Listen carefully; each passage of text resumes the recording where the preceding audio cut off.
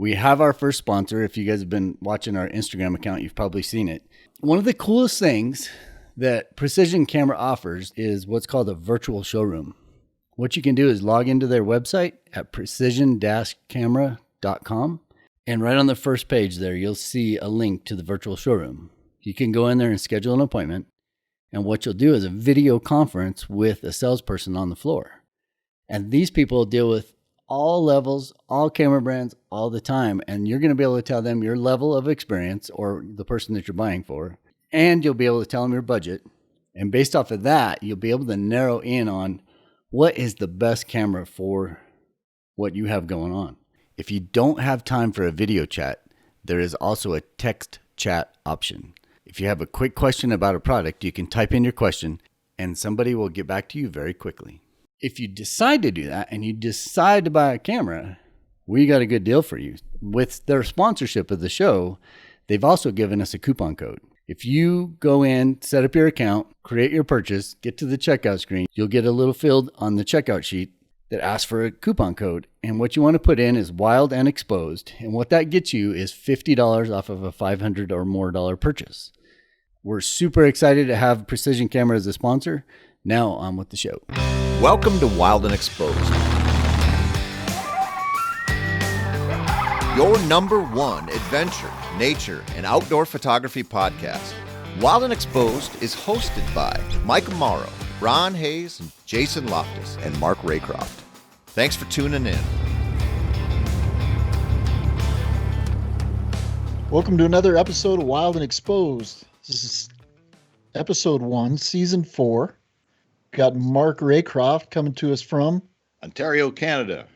Michael Mauro, Denver, Colorado. And Jason Loftus. Jason, where are you from? I'm out of O-Town, Utah, Ogden. Nice. And I'm Ron Hayes, your fourth host, and I'm coming to you out of Douglas, Wyoming. Now, hold on. This is Tim Irvin here, and I'm back on the show here. I've been lucky enough to be a guest on the show previously. Last time was back in December. And we're going to turn the tables on these guys a little bit this week. We're going to shoot the questions in their direction this time. You know, these guys are so good at being gracious hosts and listen to all the stories, pulling the stories out of their guests. But we're gonna make them tell the stories this week and plumb them for some of their experiences and knowledge. Can you guys cope with that? It'll be a short I'm not podcast. sure if I got any good stories. Well, that's great because we don't have much time. So. All right. Well, you guys are heading into this is going to be your 4th season of Wild and Exposed. Is that right? That's That's right. correct. Yeah, Celebration. And that should be a celebration. I mean, that's a really big deal. I really admire you guys for the tenacity to pull that off. I mean, a lot of people start podcasts and they fizzle out after a month or two, and you guys are really doing something special here. So it's great to be a part of it in this tiny little way. But maybe just to get things rolling here, I'd be curious to hear from you guys. You know, maybe I'm looking at my Skype screen. I'm going to go clockwise here, but starting with Mark, what got you into photography in the first place? Animals. Just always have loved animals, and photography gave me an opportunity to be a purpose, to be out there with animals, study them more. Really didn't become serious until I was in university studying wildlife biology, that it kind of clicked. I had carried a camera through my teens without a telephoto lens. It was quite a fun little experience where I never collected any images of any quality, sneaking up on wildlife that way. But it was a fun experiment in animal behavior.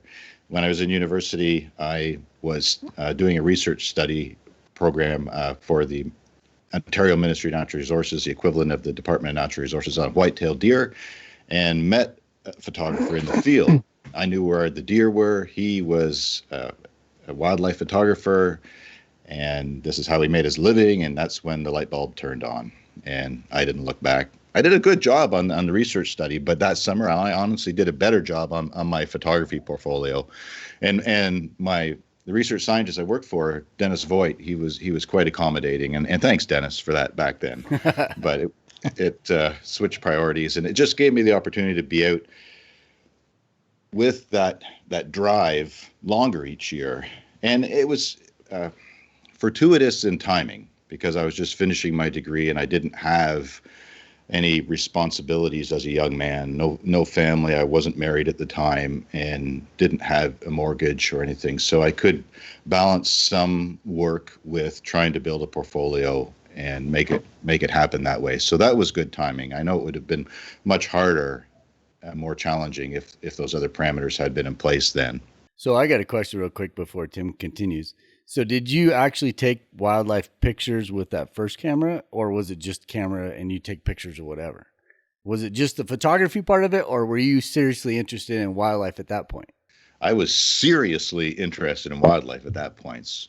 So I'd started working at 15 years old for the Department of Natural Resources in a forestry section and also fisheries. But my passion was large mammals. And so after 5 years working in forestry, my supervisor sent me to a conference to meet Dennis Voigt and a couple other research scientists. And that's when I kind of shook their hands and said who I was and what I do. And I think that my supervisor at the time, Ron, had forwarded my information, and I switched over to wildlife. But it started with all those jobs in the field. But I even had like moccasins. So we lived on the edge of a town where a big conservation area was 1 block away, 1 street away, and I was in wilderness to a degree. And I would put on these moccasins in the fall with my camera, with my 50 millimeter lens that I borrowed from this guy I worked with. I, was like 16, 17. I couldn't afford any camera equipment. And I would sit down. There was a pipeline there and then some forest, and I'd hide in the bushes and try and predict where the deer were going to come out and photograph them. And it worked now and then, but other things would happen. A little rabbit would come out, or a bird would land beside me, an owl would come by. But deer were what I was most interested in finding and photographing. And again, never really got any images, but it was more the experience. And I back then lost more than one girlfriend thanks to one of my dates. This is how naive I was at this stuff at the time. Says, "Come on out into nature with me." And it wasn't a wink thing. No, let's go out there for real. I'm going to take some pictures. And I said, "Sit here, and I'll be back shortly." And I got lost on this game trail. Not lost, but timing wise, got lost track of time, and came back out like an hour and a half later to where I asked her to sit and wait, and she was just furious because I left her in the woods. Anyway, that's how much I was into the idea of being close to wild animals, but hadn't made the connection in any way at that point that it was financially possible to support oneself with that. It was just a hobby of mine. It wasn't until I met that photographer when I was working on the deer study and realized he was making a living at it, that and then we worked together for a few years that way as well. But oh, that's amazing. I love that. I mean, it sounds like you're just a guy who's always been interested in wildlife, and you sort of you carried around this 50 mil camera. You spent time just in the bush. You alienated girlfriends, and probably some of your friends were wondering what you're doing too. I'm guessing that you probably didn't have a lot of peers who were doing things like that, or maybe they were out there hunting or something. Well, I did have a few friends, Tim. I mean, I didn't have a lot, maybe. But is that what I said? I didn't mean to suggest that. No, I'm just spinning it. I'm being funny. Yeah. No, but I'll tell you, let me just interrupt because he left me in the woods 2 years ago.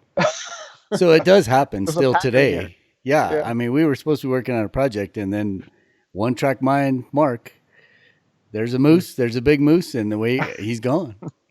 So it still happens. Well, there were two things. You're right, and I'm sorry that date didn't turn out the way you wanted it to.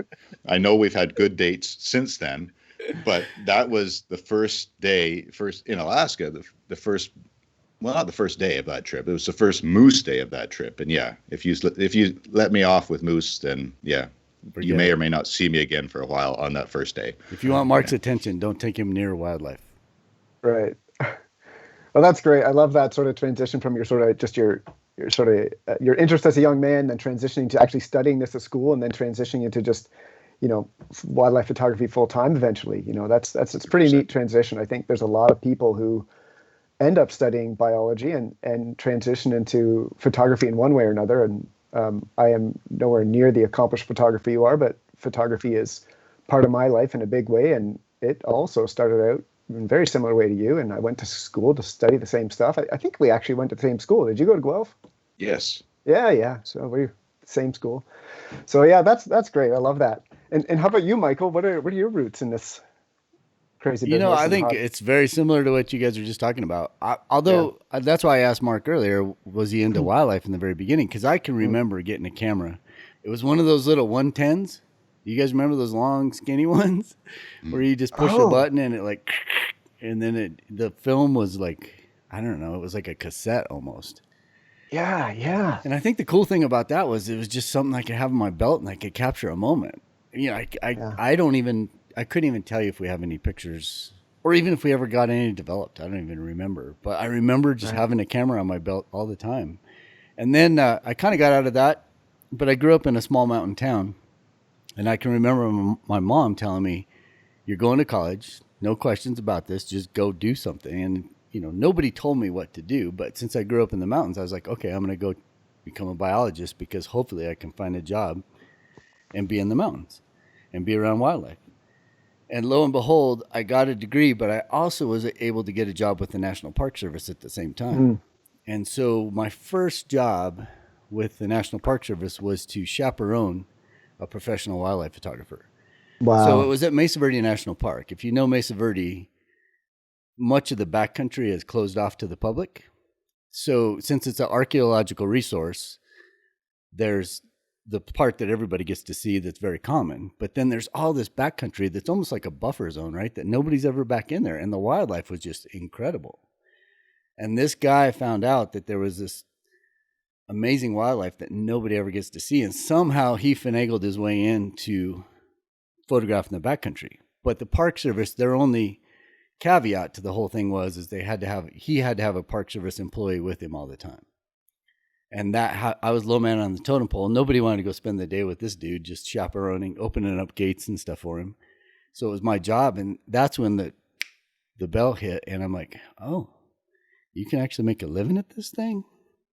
And so from that point forward, Even that early on, like when you were thinking kind of almost off the bat that, hey, you could make a living doing this because you were with a guy who was doing that. Yeah, totally. I was, all through college, I took photo classes. I did all the developing, all the darkroom stuff. I was still into the photography and I was doing the wildlife stuff. And I can remember cutting out pictures of outdoor life and Field and Stream and when I was a kid, and I'd cut them out and I'd stick them to my wall. So I always had this passion for wildlife images, but I never really put two and two together that you could actually go, I don't know, maybe it's just nobody ever told me or you just don't really think about it, right? It's not like today's world. I look at kids in today's world with counselors and all the help that they get, and you get a lot of coaching. It's like, oh, well, you have an interest in this. You should go try this. When I grew up, it's like, get a job, get something stable, and you'll do it for the rest of your life, and you'll retire, and you'll just be like everybody else, right? Right. So nobody just says, hey, just go find your passion. I just happen to luck into it. Fascinating, isn't it? Yeah. You just never know what's going to happen. So how old were you when you were chaperoning that guy around? So I must have been in my early 20s, I guess. Yeah, young guy. That would have been, wow. yeah. So right out of college. And so after that meeting then, after working with that guy, what happened next? Like, did you get a camera shortly after, or what did you do? That was it, man. That was my number one thing is I'm going to work till I can afford to buy a camera, and in those days you could go to a sporting goods store and buy a camera. Huh. So I can remember I went to Gart Sports in Denver, Colorado, and I bought a Canon camera and I don't know, it had to be like a 300 f8. I don't know. It was just it's a long, skinny little bitty lens, but by golly, it was it. And I can remember seeing guys back then with like a 300 2.8, and I'd look at that and be like, oh, someday I'm gonna have one of those lenses. That was the start of it, and it's been awesome since then. But it's so much hard work and so much rejection. I mean, some of those early pictures, my folks still have them. And you go back and look at them and they're like blurry and, I couldn't afford anything. So I'd shoot everything in black and white and then I'd process the film myself and then I'd print it myself. And at that time it was great, but you look at them now and you're like, oh man, I had a long ways to go. Well, it's interesting. I was just, I remember reading something that Ian McAllister wrote about how when he, started doing all his Great Bear Rainforest photography as a young man, and he said he found out pretty quick that blurry pictures of bears and wolves did not inspire anybody. Yeah. And obviously he's come a heck of a long way since then, but I think we all have those stories. I was looking through some photos I was telling Mark about this earlier this week, from 10 years ago, and I was astounded at how bad I was, and some of the things that I missed that I absolutely should have gotten because I just technically wasn't very good. I mean, we all start somewhere, right? Well, and it's the rejection, right? I think that forces you to learn. And it hurt while you're doing it, because you send these images that you put all this hard work into and this passion, and you think they're just so good, and you send it off to an editor, and either you don't hear anything back or they just let you have it. And they're like, these are horrible. And fortunately, I just didn't, I didn't have that. I had the drive to keep going. I didn't have the quit. Quit never entered my mind. It's like, okay, I'm going to show you blah, blah, blah. I would just take it. And then I also had a mentor, which we talk about on this podcast a lot. I found a couple of guys that were pros that were publishing photographers, and I would invite them over to look at my stuff. And I used to hate them too, because they would be like, well, that sucks. Why would you take a picture of a deer laying down? Why would you do that? There's a tree growing out of the head of that deer, blah, blah, blah. And I'm like, oh, man. But each one of those experiences was I just learned something every time, and you just stick with it. That's an amazing learning opportunity. I mean, the trouble is when you work in isolation, whether you're writing or doing photography or anything, if you don't have that kind of feedback, man, your learning curve is really slow. Yep. We all got to be grateful to those people in our lives who give us that kind of criticism. Hopefully they do it with some tact, right. But it can really make a big difference for us. In whatever we're doing. Yep. Yeah. Well, one other thing too, on a positive note, with each step that we make, we're our hardest or most critical judge of our work are ourselves. I'm not making sense here, but we are harder on ourselves than anybody else. No, thank you. Much yet, but you're not making sense. We're most critical of our own work, but at the same time, until our eye is trained, it's easy to be pleased with the work and to just recognize that no matter what stage one's portfolio is at of development, there are going to be gems in there for each stage along the way, and appreciate that. So even if if there's 100 images of somebody who's new into photography and there are 3 really fantastic ones, there's still 3 fantastic pictures, and you'll reflect back someday and still appreciate those few and the memories associated with them. I think that's the biggest tripping block for us starting out new, is we get absorbed into the memory of the experience, and that sways our opinion of the image to make it even better than it is. And when we show somebody who wasn't there, it's just black and white to them as far as just here's the image. They have no emotional connection to it like we do. And so that changes the outcome. And then it's great to have that feedback from somebody with experience to get that. But yeah, it's a hard pill to swallow at times. Yeah, I think that's the acid test right there. If you show it to somebody else and it moves them, and I can tell you, my wife is almost always bored stiff with my photographs. She's just like, "Oh, that's nice, dear. Very nice. What else?" I'm just like, I guess I got to keep working. But, Your images are great. The storytelling for the last podcast we did, they relay the landscape and story wonderfully. So thank you. Stop being so hard on yourself. But what you said is exactly right, because you can show somebody an image that you're just so passionate about, and then you get that same response. Just like you said, everybody's like, yeah, okay. And you just know you got to go back, because the minute you get that image where somebody's like, holy moly, then you know you got something. Then you know you got that iconic image. You know you got something that is always going to be, you'll be known for that image. Yeah. Yeah. So, Jason, you're awful quiet down there so far. You're next in line here. What caught the spark for you for this for photography? Well, I'm going to be the outcast here. I was not into biology. I am a late onset photographer. I got into it through hunting, actually. I grew up hunting and fishing and camping and so on with my family. And for me, it was really just kind of an initial spark of trying to capture those moments that I would experience while I was out traipsing around in the outdoors, and always been interested and intrigued in animals and so on. But for me, the journey began with just buying a quick point and shoot, and then learning the hard way that that's not the right kind of equipment I was looking for. And went through the entire process like many of us have. But when I ultimately ended up finding the DSLR and a longer zoom lens and being able to afford those things 2-3 years down the road, and after many YouTube videos and lots of reading and so on, I realized pretty quickly that it was a great reason to be out chasing around animals in a different way than out hunting. And it like Mark mentioned, it drove me to want to spend more and more time out with the animals, and to the point now where obviously I spend a lot of time out in the outdoors with the animals. And I think I've talked about it before, but to me, it's a lot like hunting just with a camera. So I enjoy the hunting with the camera a lot more now than I do with the traditional weapons, so to speak. So that's what started it for me. I think that's really interesting. I mean, to me, that's such a natural progression, and not to suggest that hunters naturally progress into photography, but I think hunting is a passion and interest in the outdoors and wildlife specifically, right? And so it doesn't surprise me that some hunters decide that, hey, you know what? If I get a camera, then the season's always open. Yep. Right? Because this is the thing, hunting season is a pretty short time of the year. And I know for some people, for a lot of hunters, that is absolutely the time of year when they feel most alive. They're most excited. They're, they just can't wait to get out there. And I saw a guy, like, I don't know, he had some sort of hunting bumper sticker on his truck today. And I thought, that poor guy, he only gets to go out for 2 or 3 weeks a year. We get to go out any other time we want.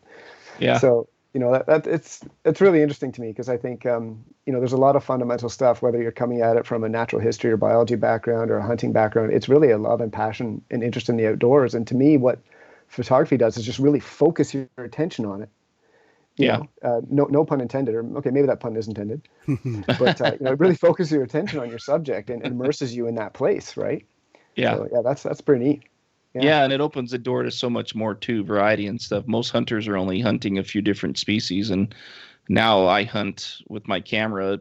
It's limitless, right? So, yeah, and there's always something to shoot. So my wife loves it, right? Because she used to only have to deal with me being gone 1 or 2 weeks a year, like you mentioned, but now it's constant. So, right.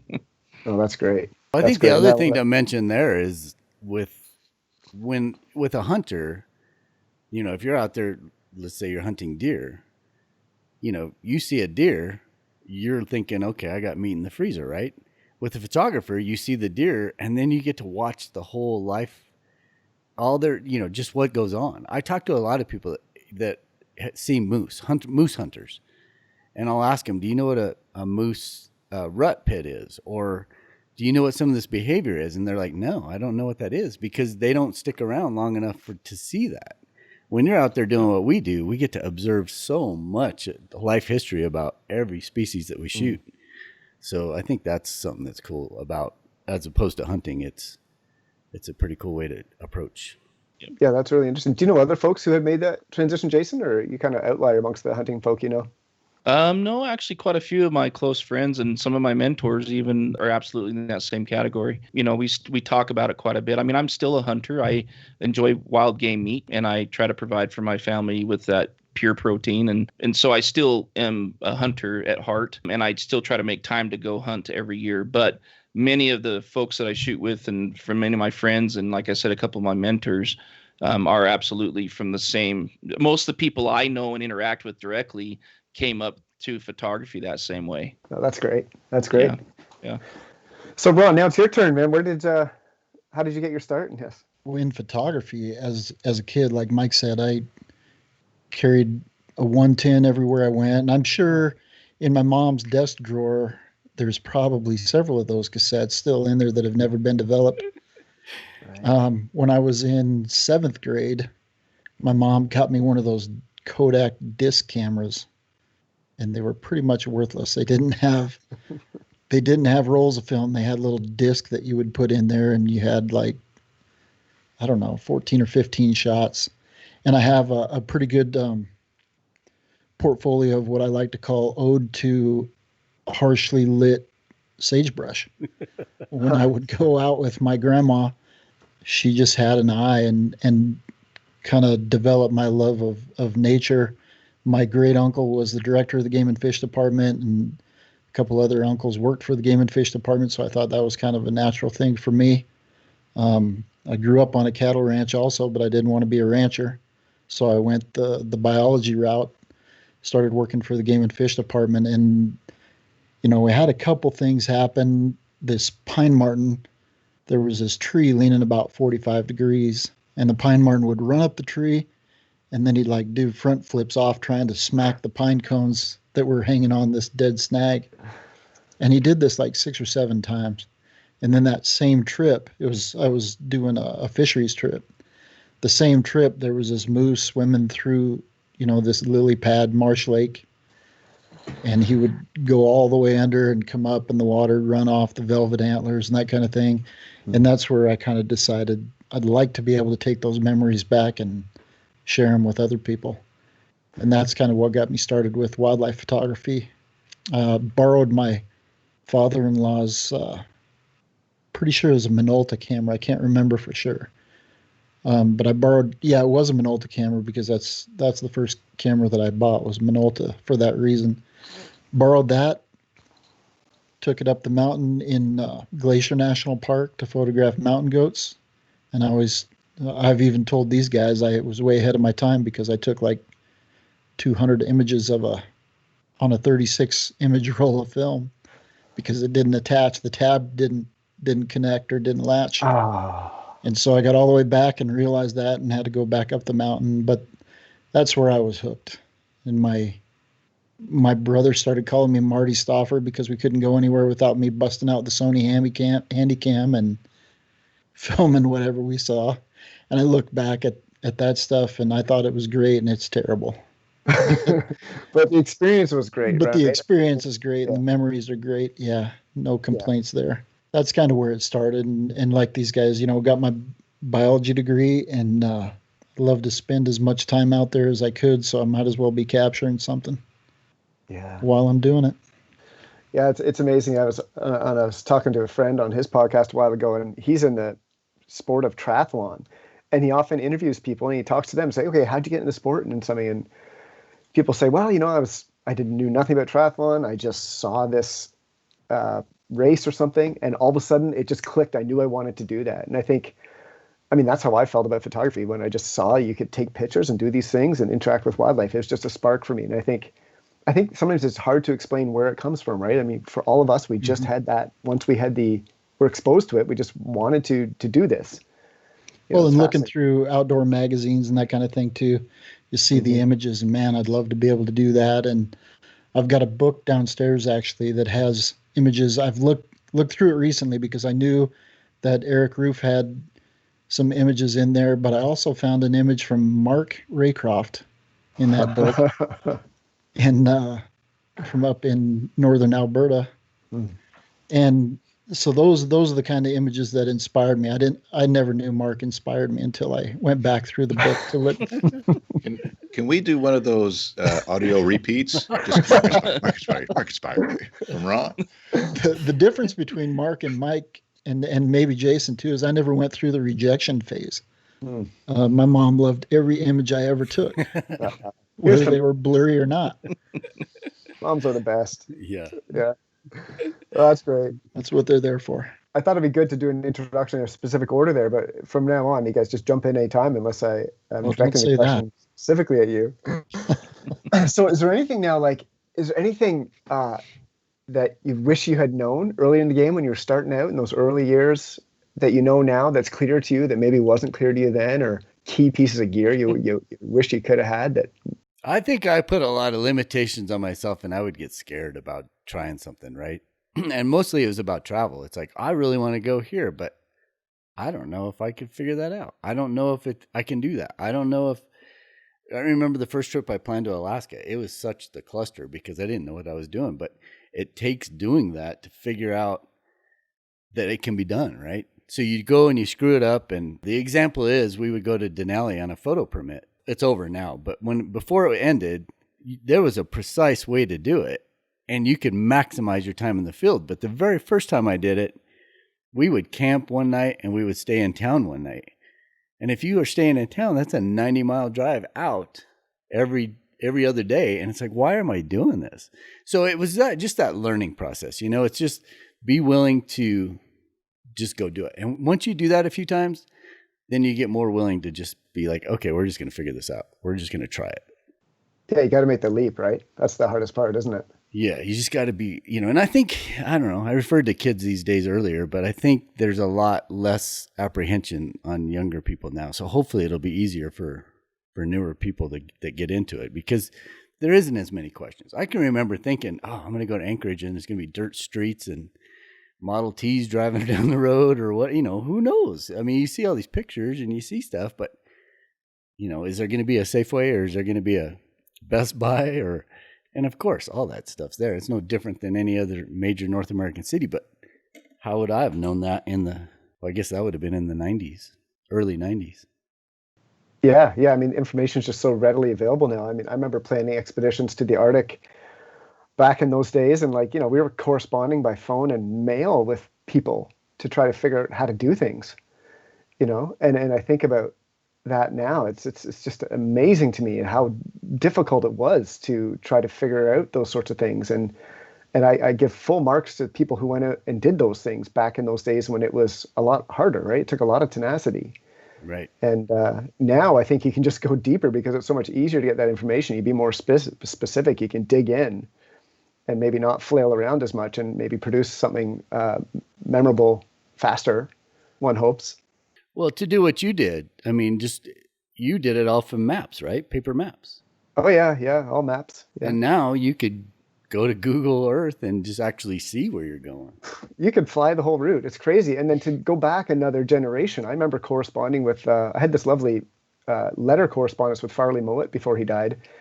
And I remember talking to him about, when he was up in the Arctic at some point, they literally paddled off the map. The area wasn't mapped. They just paddled the world was flat back then. Is that what you're saying? That's exactly right. Yeah. But imagine that. Imagine being in a place it's inconceivable now that you could just go somewhere and we don't know anything about it. At least, the Western people didn't know any about it. I'm sure there's plenty of people in the area. The indigenous people knew everything there was to know, but right. I mean, that just fascinated me. Just totally different world now. Well, and I think we talk about it in those terms right now, right? But then think about the people like Lewis and Clark, or any of the early explorers in Alaska, the Sourdough Boys that climbed Mount McKinley in one day from Wonder Lake. I mean, it's just all those things that they were doing back in the 30s, 40s, where they didn't even have the maps. No Gore-Tex, exactly. No Gore-Tex. Yeah. They were wearing moccasins. And those guys didn't take any photos at all. No. Jeez. That's how they did it in one day. Yeah, exactly. Yeah. That's the thing that I think about. Any of you guys? Mark, you were going to say something.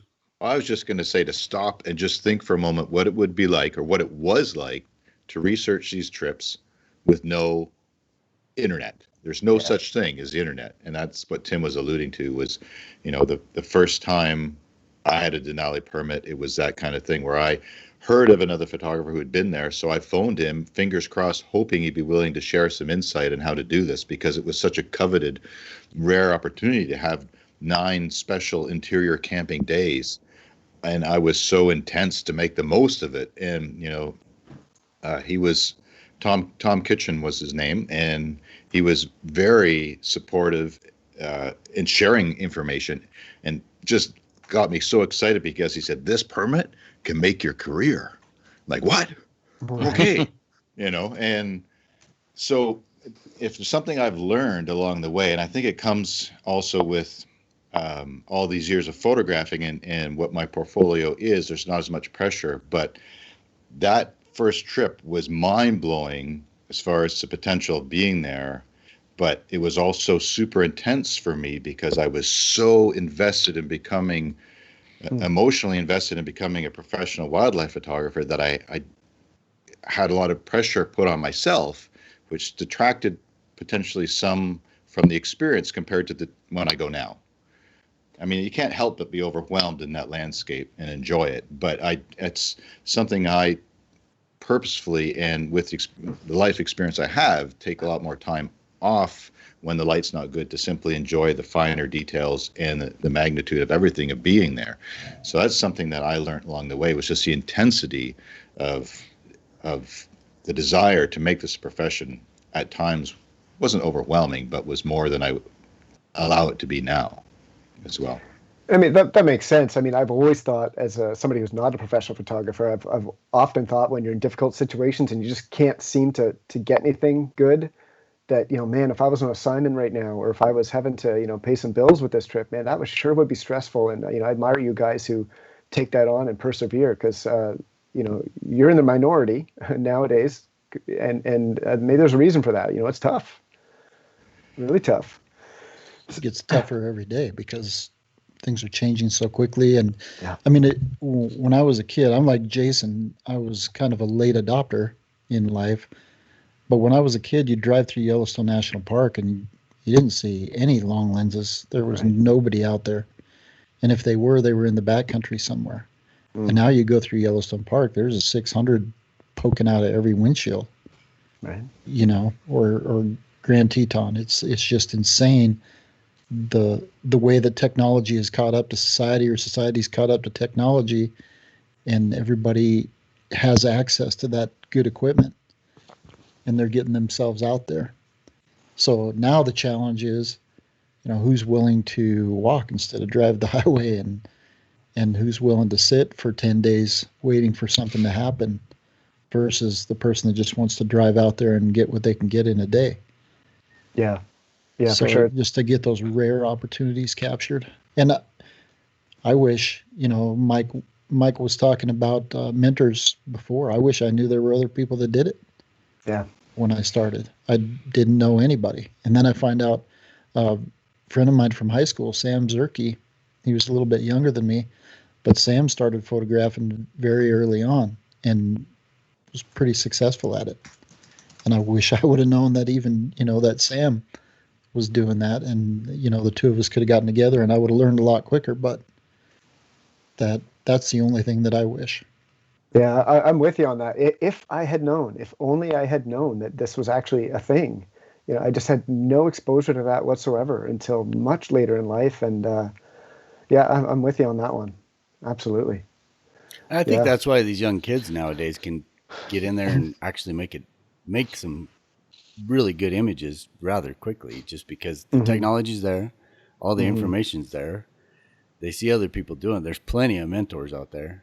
And it just speeds up that learning process, and you can actually go out and it just makes that bar, just raises the bar every time too. Oh man, some of these kids on Instagram, they're like, they're galleries and they're 18 and 20 years old, and I'm like, wait, how did you afford that camera? But they're producing amazing stuff. Yep. It really is impressive. Yeah. Jason, do you have anything to add there? Because otherwise I got another question to fire at you guys. I do real quick. I would only just add that I'm going to actually say there's not a lot I would change. And I'm just going to say it from the standpoint that every single struggle I had and every mistake I made me who I am today. Yeah. So, I don't know if I'd trade any of that, even though it was painful at times for sure.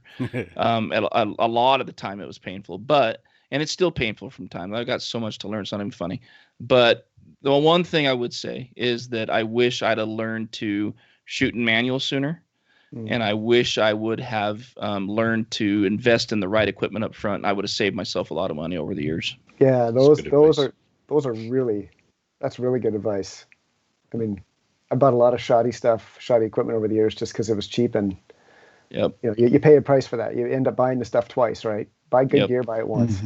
Yeah. Well, and the thing is too with wildlife is a lot of stuff you're going to see once in your lifetime. Yeah. And if you're shooting with substandard stuff, you're going to get the shot. But if you'd have been shooting with, whatever the best thing is at the moment, but I guess that's what's good too about the stuff keeps getting better. So it keeps giving us a reason to keep going out. That was always the knock on wildlife photography is back in the film days is a bear is a bear is a bear, right?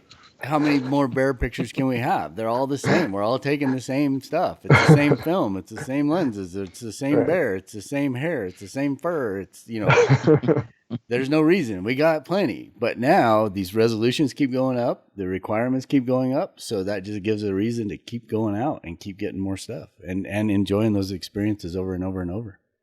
Absolutely. I remember talking to the filmmaker Jeff Turner when he was shooting the Great Bear Rainforest IMAX film, and he was shooting some B-roll stuff of leaves rolling down the floating down the river and stuff, and I was like, geez, you must have a lot of that. He's like, oh yeah, because first we had to shoot it on, I don't know, Super 8, and then we had to shoot it on whatever the next increment was, all the way up to, at that point they were shooting 6 or 8K, right? But it's just got at every stage of the way you kind of got to do it all over again in his world. So yeah, fascinating. So That's the fun of it too. I mean, you get to have an excuse to do it over.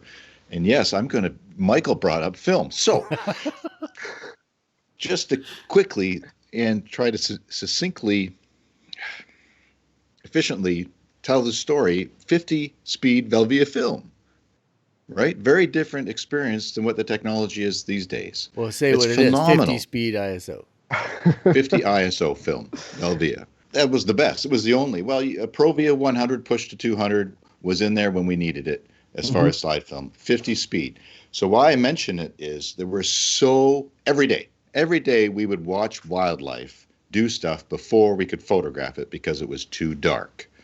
Phenomenal events. Early morning, the moose are sparring. They're feeling the friskiness of the frosty morning. We're just watching our clock and they're like, come on, light, come on, light, come on, light. Can we start? No, too slow, too slow. That's all gone. To be able to go back and have some of those experiences and be able to shoot at 800 or 1000 ISO, the portfolios would have just ballooned so much faster. I mean, there were some awesome, simply viewing opportunities because we couldn't photograph. And that almost doesn't exist now. So the profession has changed so dramatically and in many ways so wonderfully.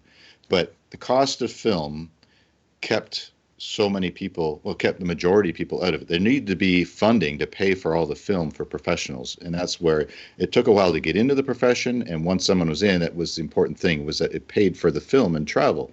Now, as Michael brought up earlier, people should have the best equipment they can afford because for the most part, prices have come down in equipment, but there's no cost of film anymore. People can shoot an infinite amount of images, whatever to their heart's desire. Play with compositions, play with exposures, shoot mirrorless, and what you see is what you get. What stuff? I mean, it's so different. Recent podcast with Bernd from Norway. He had just done his first trip, I believe, with the Canon R5, and he said it was almost like he was cheating. Now it's not, but the difference from those days of having a manual lens, no autofocus, no stabilization on a tripod with 50 ISO film to now, I love what we can do now. But there's some minor level of pain and twinge of what we missed back then, or what we could have filmed, right? So the technology, and when things switched to digital from film, I mean, I believed it would get to be as good as film someday. Never would have imagined it would have surpassed film to this extent. What do you guys think? Like, what would the megapixel equivalent of Velvia be? Do you guys have any idea? I would say like a 12. I like animal behavior, megapixel. Tim.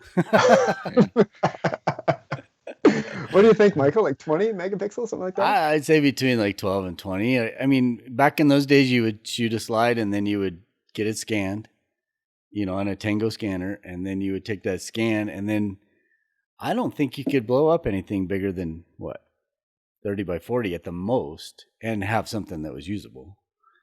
So, and nowadays, I mean, sky's the limit. I don't think there's a limitation really. It's so interesting. Oh yeah, that's now, right? That's sorry to cut you off there. I didn't mean to, Tim. It's just a whole new frontier of what can be done in post now as well. I saw this YouTube thing by a guy who was an ex-NASA scientist, and he said, everybody's talking about the advances in camera equipment, and he's like, I'm here to tell you the biggest advancement in photography is the computer. He's like, you right now are watching this video on a machine that is far more powerful than anything I ever used when I worked at NASA. And he's like, let me show you what I mean. And he brought this, not even a nice composition. It was this photograph that was really overexposed of some Southwest scene. And he walked you through his editing process.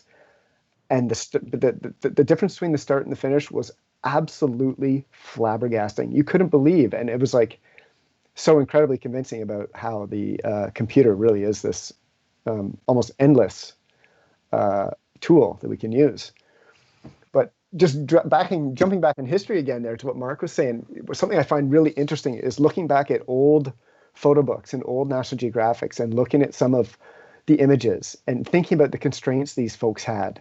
I remember looking at this series of images by Michio Hoshino, the Japanese photographer. I mean, he was amazing, right? Just amazing.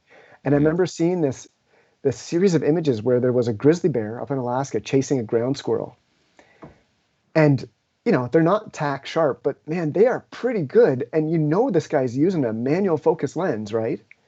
And it is like, you look at that and it's just like, wow, that was an incredible amount of skill. And I just give full marks. It's pretty neat, I think, to look back at those old shots and see what people were capable of doing. So is there, for any of you guys, is there anything that stands out in your mind as some of your first images or your first body of images that really stood out as something you were proud of? That you were like, oh yeah, I'm getting this, I got this. Was there anything in particular, or was it just sort of a progression along the way where you're proud of this one day, then a month later you're kind of bored of it and so on? I still the one I took with my dad, sheep image, it was a Sony Alpha. I think it was their first digital, and they bought the Minolta mount.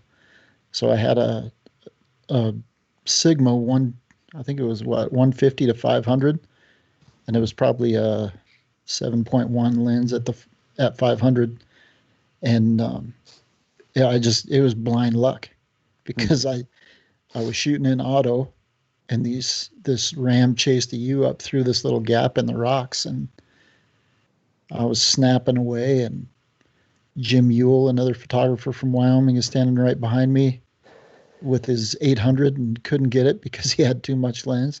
Huh. And just as they came up through the gap, the snow was glistening, in the sun as it's kicking up from the hooves. And I still like that shot, even today. Yeah. And number one, it was blind luck. Number two, it was taken on pretty inferior equipment. Right. But it turned out great. How many years ago was that about? Oh, that would have been 2010 or 2011. Yeah. Oh, yeah. I can sit here and think of. So I had the discussion one time with another wildlife photographer, and I think every photographer might get. Well, there's going to be some difference, but I think over your lifetime, if you could have 5 to 10 iconic images where somebody sees an image and they know that it's yours. Like with each one of these guys, I can name an iconic image for each one of them that I know that they have. I mean, there's probably many more that I don't know about, but I know a picture of Mark. I know a picture of Jason. I know a picture of Ron. And I think if you look at your body work after say 40 years, you should have 5 to 10. Let's say 5 to 10 just iconic images. And sometimes it's going to be the behavior you caught, or sometimes it's just going to be the situation that you were in as far as the light. Everything just came together just right? I think those really iconic images are few and far between. Can you pick out the ones of your own? Do you feel like you have a sense of what your most iconic images are? Because I think it was Mark saying earlier, sometimes we have blind spots to our own work. You've been in this game a long time. You've got to have your share of your small cache of iconic images there. Yeah, I do. I have some that I've never even put out anywhere, but then you have the ones that you're like, oh, I sold this for, $20,000 or whatever. The very first picture I ever sold to a magazine was $20,000. It was a set of pictures, but it was more about the behavior. So I would consider that kind of like an iconic image. And then I've got a few others that, but I think over the course of my career, I can think of probably 5 to 10 that I would consider iconic, that everybody would consider iconic. Not the pictures like we referred to earlier where it was just really hard to get, or there's a story that means something to us, but an image that just stands by itself. Speaks for itself. So you said some of those. Look on the Truth and Legend Instagram page from yesterday or the day before. Oh. Well, actually, this is coming out later, but you won't have to look very far back. Beginning of December, and look at Michael's moose shot from Alaska. That's a pretty stinking iconic image. Oh, the one that's on the screen? Yeah. He wouldn't post the actual picture. He just posted the picture of the computer screen. But it's still good. That photo, I just saw it yesterday, and it stopped me in my tracks. It is amazing. And it's just, there's so many elements of that picture that are just... Yeah, it's just like, it's arresting, right? It's exquisite. And then Mike says here in his caption, he says, I seriously need to brush up on my Photoshop skills. And then you scroll down and Drew Hamilton says, well, it looks like you Photoshopped that moose in there just fine. I just gave Drew full marks for that. I thought that was the best one. So what speaks to that, for that image, I do like that image, and I would consider that one of the better images that I've taken. But I photographed moose for 40 days straight. Right. So I was on moose every day for 40 days straight. So think about the amount of time that I spent, the amount of images I shot. I don't even know how many I shot. And I think there's probably 3 out of that whole 40 days that I would consider awesome, that I won't put out on social media, or I won't, it'll hopefully be in a gallery someday or something. Well, that was one of my questions, because you said for some of your most iconic images, you said they've not been published and or not been put on social media. Are you just holding on to those for sort of fine art reproductions, or how come? I don't know. See, that's the dumb thing about it. It's like I did that with footage too. I've got footage that I just held on to, and it's so dumb because I never sold it, and I could have sold it. And then, but it's like we talked about with the changing of the resolutions. Now that footage is worthless. I mean, it's still important to me, but it doesn't have a market for it. So you really got to kind of, images are different than video though. But I think, I don't know, I think secretly it'd be nice to have a gallery someday, or have a showing, be with your peers where everybody has one of their iconic images that just, and a room full of those would be pretty amazing. And do you know, it's interesting. I mean, because it's interesting to me, because there's something about those images that you've got there that it's beyond the value of just selling them somewhere. You're holding on to them for some reason, right? You got some emotional attachment or something. It's interesting. Like, do you even have them in your home? Like, have you printed them in your home? No, they sit on a hard drive, but they sit on about 10 hard drives. Yeah, I was just going to ask. Yeah, right. And then you spread them out. No, I did. That one that I was talking about with the Photoshop stuff, I did send that one out.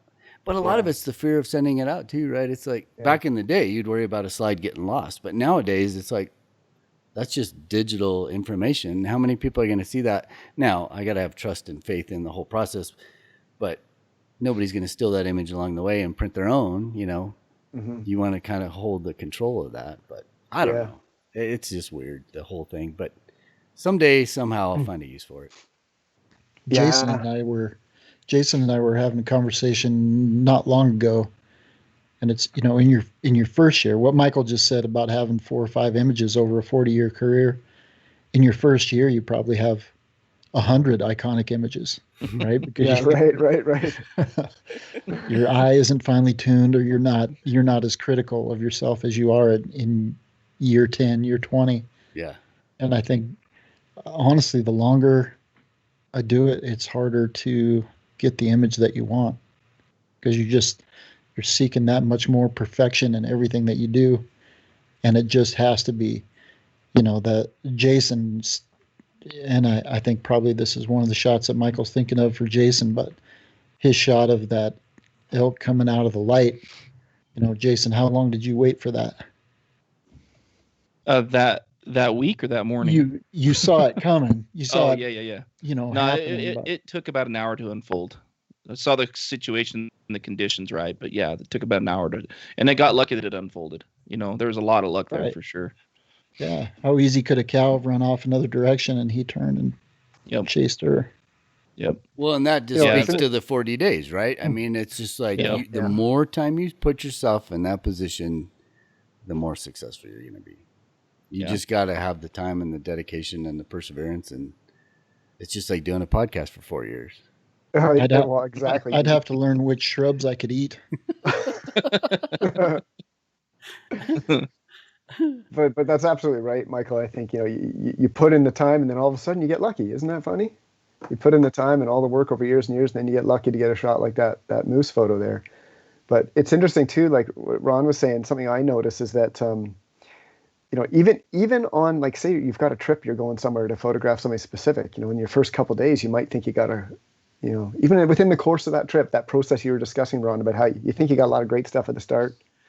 That can be over the course of years of a career, but even within like a week-long trip somewhere at the start, you think you got some great stuff. And then you realize that, you kind of got just the run-of-the-mill stuff that everybody has. And then you're trying to get something more unique and interesting over the course of those, maybe only the few days that you have there. And then maybe you're driven to go back again the next season and the next season because you realize that there's more work to do there. And to me, that's the interesting process, right? It keeps going.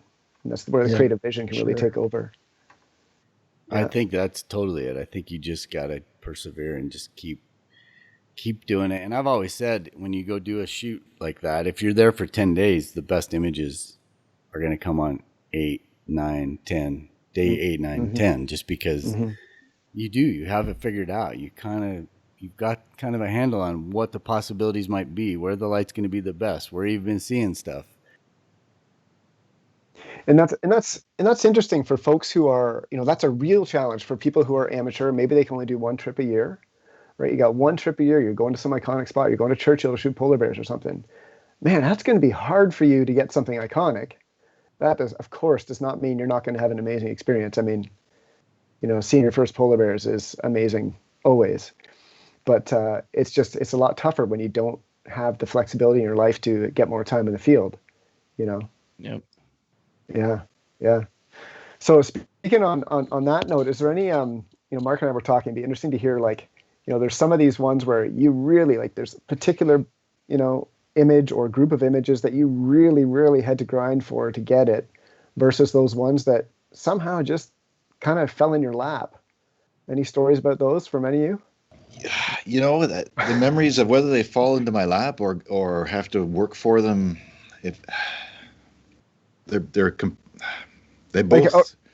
I am just stumbling all kinds of words here tonight. Ron, you summarized that so well a minute ago about someone starting their career versus somebody with experience and how they perceive that. I tried earlier. All right, here we go. As far as grinding for it, I think there is some greater reward of a day with a lot of physical exertion when things come together versus something that's just easy. And so this week I was in Algonquin Park and I found a bull moose, and he was roadside and collected some wonderful images. I love the results, very pleased with that, but it won't resonate the same as if I'd been in 5 kilometers or a long way in the interior and had this happen and worked harder for it. And I think that's one of the reasons I love caribou so much, or the Dall sheep hikes that we do. There's an effort involved, and there's a change of our surroundings as well on a trip like that, from when we start to the elevation to the effort, and then when we find the animals. And obviously with wildlife photography, it doesn't always fall into place and come together, but when it does, the combination of physical exertion and the success of the light, the weather, the animal behavior, and images make it a more powerful emotional memory for us. And if we, on the marketing side, if we can relay that properly to an audience, whether it's doing a presentation, whether it's through an article where you can elaborate on the effort involved, you can share the effort so that there's that appreciation for that body of work too, greater than something that's more commonplace, right? So there's something to it on that side as well in the storytelling. And the vlogs, the vlogs that we did with Tyler Burr going up for the Dall sheep, it was great adventure because we did at that time, we were just starting with our YouTube channel, and we did these short 2 to 3 minute clips. And Tyler did 4 of them on that hike. But what was fun was the excitement beginning of the hike. We're all, filled with anticipation. It's a beautiful day. We're by the river. We're going to hike up this mountain, but we have no idea what's going to unfold. The first 2 or 3 videos may not ever get made public because we didn't find the sheep. But when it all comes together, the whole story and the effort involved makes it more powerful to an audience and of course to ourselves. It's funny, isn't it? It's funny, isn't it? How when you work for something, anything, whether it's a photograph or whatever pursuit you're in, it is more rewarding. Like there's times when I've done things that are, a high amount of work, low chance of success, and I come back with the photos that are not that great, and then I compare them to somebody else who's got some photo that I know they shot at the roadside or something, and it sort of hurts a little bit because you're like, wow, that's a magnificent images, and mine are terrible. But somehow it feels like I still want to go back and bushwhack and try again, even though I know my chances of success are really small. I don't know. It's strange. I think I feel like I'm commandeering the conversation, but I feel like that is going to be the next level of photography. I think while you can cruise the road in Rocky Mountain National Park or Yellowstone or Denali or anywhere, and get some good images, those iconic images might be a camera trap that is 10 miles back, something like that, and it's not, you're not even going to be there when the picture was taken. It's all your effort that got the picture, but you're going to rely on technology to get the picture that is going to be this thing that you probably would never see, for yourself because of the situation, or whether it's a wolverine on the top of a ridge somewhere, and you just kind of know that this is the path, and I'm going to set up this camera here, and it's going to sit for weeks, if not months. And that one day that wolverine passes and stops, and the light's just right, and you can see this glacier and you can see this mountain. Those are the images that I think are going to set you apart. I like the sound of that image. That sound almost, it reminds me of some of Peter Mather. I'm never sure if it's Mather or Mather, but he's got some images almost like you described, and they're, because you understand the effort he must have gone in to do that. I mean, the image speaks for itself, but then when you think of the backstory behind it, it's pretty amazing. But I want to back up a little minute here, because I don't know if I ever heard from Jason or Ron about sort of their images, their own personal iconic images that they're most proud of. Did you guys have something to add there? I feel like I skipped over you. Go ahead, Jason. I've got a couple images that I feel like Ron mentioned the one that I was really proud of, or whatever you want to call it. For me, it's been interesting. I'm fairly new in this. I think I've been doing photography seriously now with a lot of effort and energy, trying to do it more professionally for about 4 years now. So I've been shooting for about 6-7 years, but really into it for about 4 years, for the last 4 years, sorry. And so I don't have that body of work yet, right? I mean, I've been trying to get out and build that body of work, but I don't have the 20 plus years of experience and all those things. So for me, I try to go out into the field with the idea of creating a couple images that I really have a specific image in mind that I want to create. And the reward to me comes when I'm able to make that happen. Yeah. So I do have one or two, maybe two, that I would say are iconic images. I've got a lot of years to put in to be able to get that 4 to 5 to 10. And I'm looking forward to that. But for now, for me, a lot of it really comes with, like I said, just trying to have a vision in mind and create an image that I really am trying to create, and then have all the pieces come together, put myself in the right place at the right time, try to have the foresight to be able to see that coming together and to put myself in the right place to get that image. Yeah. I mean, that all sounds amazing to me and right on the money. And yet I've seen your Instagram. I mean, you've got some fabulous stuff, and I think you're being a little critical of yourself here. Rubbing shoulders with some people who are pretty amazing photographers, and so it's hard not to compare oneself. But that'll make sense to me. Yeah. Thank you.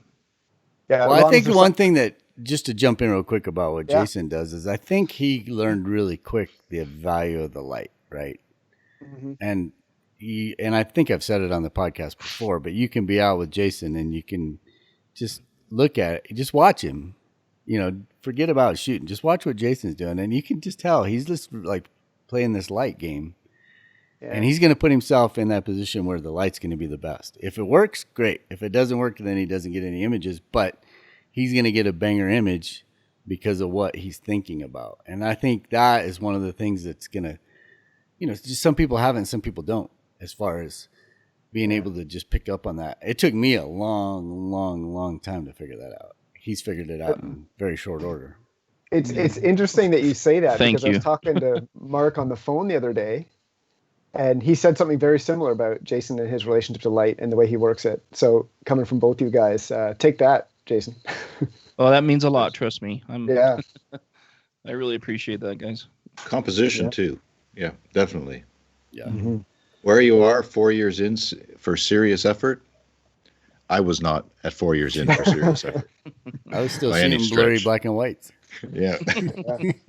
Well, but that a lot comes back to the conversation we had about technology and what's available and all that too. So, you have a fantastic eye for light and composition, and just the animal behavior, and some of, I'm drawn to a lot of the same species you are most passionate about, and you capture powerful images of them.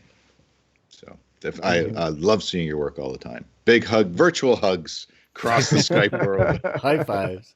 You guys want us to mute and turn our cameras off for a second? No, we Ron, want is to there hear your anything story. Is there anything you want to throw in there, Ron? Yeah. Well, I talked about that sheep image that I kind of lucked into, but I think intentionally I've got to agree with Mark that and most of the effort that went into this shoot happened well before. You know, I used to be an instructor at the Law Enforcement Academy, competitive athlete, and was in really good shape. And then I took a job as a banker, and it didn't do me any favors. So knowing that this trip was coming up and knowing that, you know, we could be walking 10 to 20 miles a day, I did a lot of preparation ahead of time when we went to Denali a couple of years back. Was it 2 years or 3?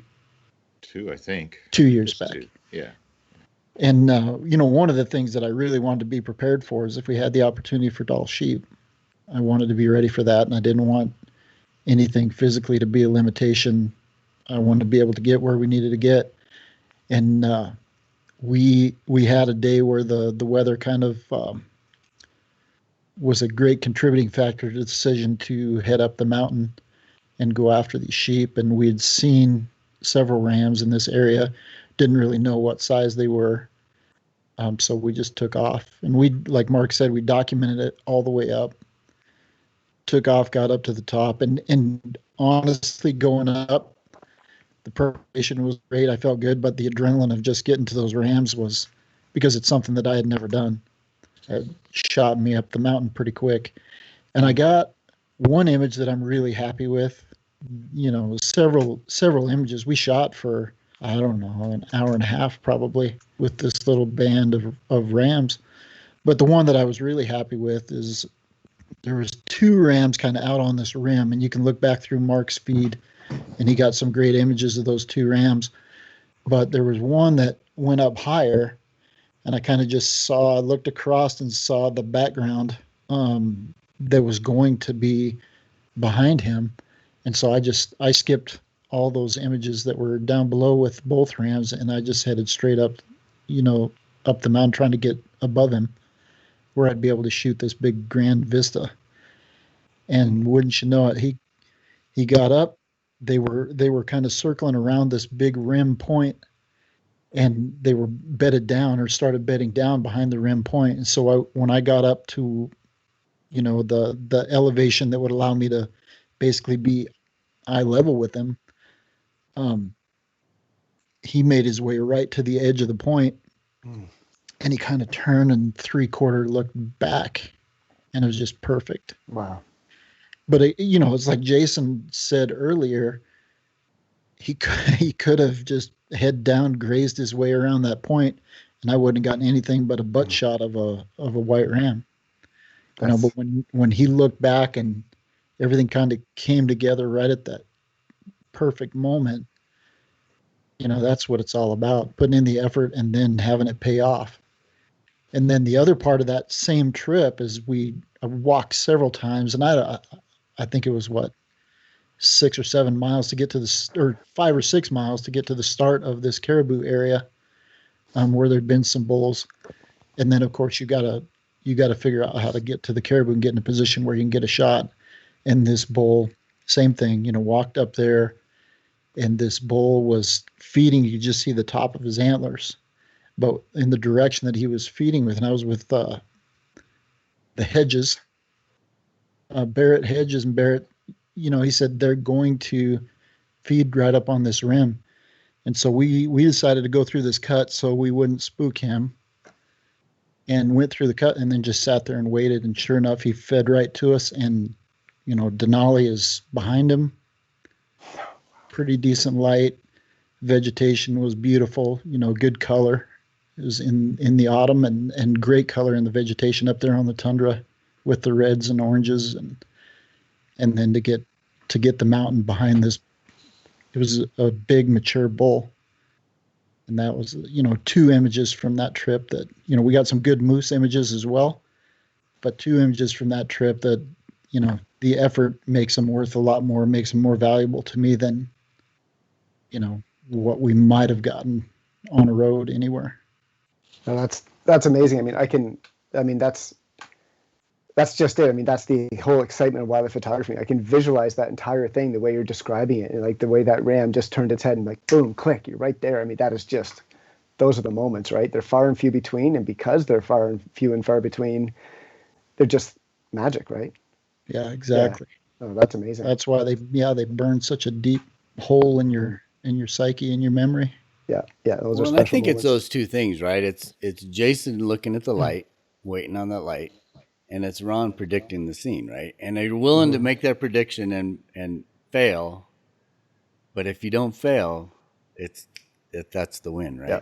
And if you're willing to let that happen and not be chasing, you know, how many times do you drive down the road in a national park and somebody is dead even with some animal they're photographing?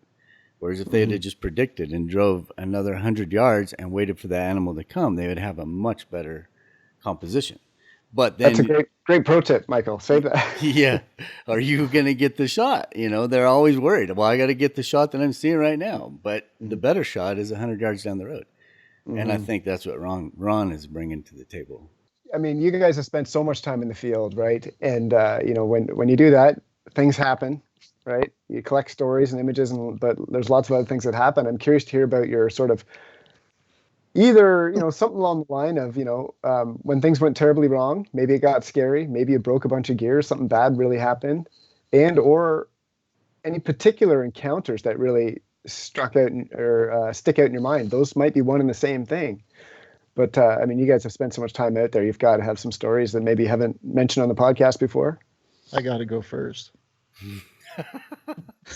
As long as it's not the cabin that we shared, Ron. No, I'm leaving that out. Okay. But it was on the same hike. And maybe we have talked about this before. Well, on the same hike we went up for the doll sheep, I wanted to cut through this little alder patch and get across to the other side of this little stream where the sheep were. And I caught my foot on an alder, and there was a boulder, a smaller boulder rock that you couldn't see when I initially went in there because it was dark, you know, the spot that I went into. And so there was a smaller boulder, and then there was a large boulder, a little gap in between them. And as I was climbing up on the small boulder, going to make the jump across to get to where the sheep were, I caught my foot on this alder and tripped, and I tried to keep the camera from hitting the rock, but it hit it slightly, but I saved the tool. Wow. But I got wedged in between these two rocks. And my right shoulder was in between the two rocks, and my right hand had the camera in it. So I am completely stuck. And Mark's, "Are you okay? Are you okay?" And I'm laughing. I couldn't talk because I was laughing so hard because I knew I was in trouble, because there's no way Mark could have gotten to me because my feet were blocking the path that he needed to use to get to where I was. And I was stuck until I figured out how to get my left arm around. But that was comical. But it could have been bad because the camera was headed right for the face of that big boulder. Oh man, good save. Sorry, as soon as you started asking the question, that's the first thing that popped into my Sacrifice head. the body, save the camera. Good job. Yeah. I think that's the first time I've heard the photographer's perspective and use for the "help I've fallen and I can't get up" button. That's pretty impressive, Ron.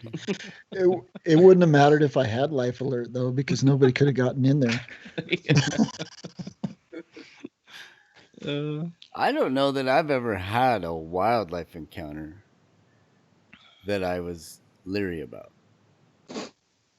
You had one that I was worried about, and I was behind you. Where was that? It was in Alaska. We were filming moose, and this mature bull spooked, and he was well away from us, you know, probably 30, 40 yards away from us. But there was a cow that had kind of been feeding, and she was probably 8 to 10 yards, and she spooked and wheeled right at us. Oh, that's true. I mean, I was good because your tripod was in the way, and then you were in front of me. You could have been in trouble. I guess this year we had a situation where we were photographing moose, and it was a similar situation. And the moose wasn't coming for us, but the moose was just trying to get away from the bull, and she was just like, "Hey, it doesn't. She's gonna run us over, like no big deal, right?" But she didn't come at me. She went at this other friend of mine, and he had to dive into the alders, or the willows. I don't know that I've had an experience. Ron or Mark, you were with me one time in Alaska when we came across that grizzly bear on the trail, right? And the grass was so tall that we couldn't see where the bear was at. Yeah. That wasn't scary, but it was, it's just a no-win situation. The wind's blowing in our favor, not the bear's favor. The bear's ahead of us. It's in tall grass, so we can't see the bear. The bear can't see us. We don't know if the bear's going through the grass or on the trail or coming back towards us or going the other direction. And that's one of those situations where the animal always comes first, so you don't ever want to be in a situation. And actually, on that trip, I didn't even take bear spray, so I didn't have anything. I think Jerry had some bear spray with us that time, but I had spray. But yeah, the bear was nervous because it couldn't smell us. It spotted us, and we were heading up the valley the same way. We had to exit. It was evening, and otherwise we had to cross a river. And we gave it lots of time, hoping it would move on ahead. And I think 3 or 4 times we kind of caught up within sight of it, and it woofed at us and did a bluff charge because it was confused, thinking we were following or stalking it. And it was simply a matter of us being unaware of where it was, like you were saying, because of the tall grass. Most of the time it was hidden, but it was well over 100 yards or more ahead of us at all times. And it eventually veered off, and we were able to go exit the valley. But that was Pilly, my wife, was with us. That was her first time with a bear that was nervous around us. So yeah, I have a picture of her at the end of that hike, and she looks very awake and happy to be there and very wide-eyed. Yeah, and Jerry Herod was with us on that one too, AK Scenic on Instagram. But yeah, that was just a patience, and like you said, put the animal first. But there were a lot of unknowns as far as where it was and where it was heading. But thankfully, it was fine. And it was one of those things where with grizzly bears, there's no guarantee, but with 4 people, and that's what we had.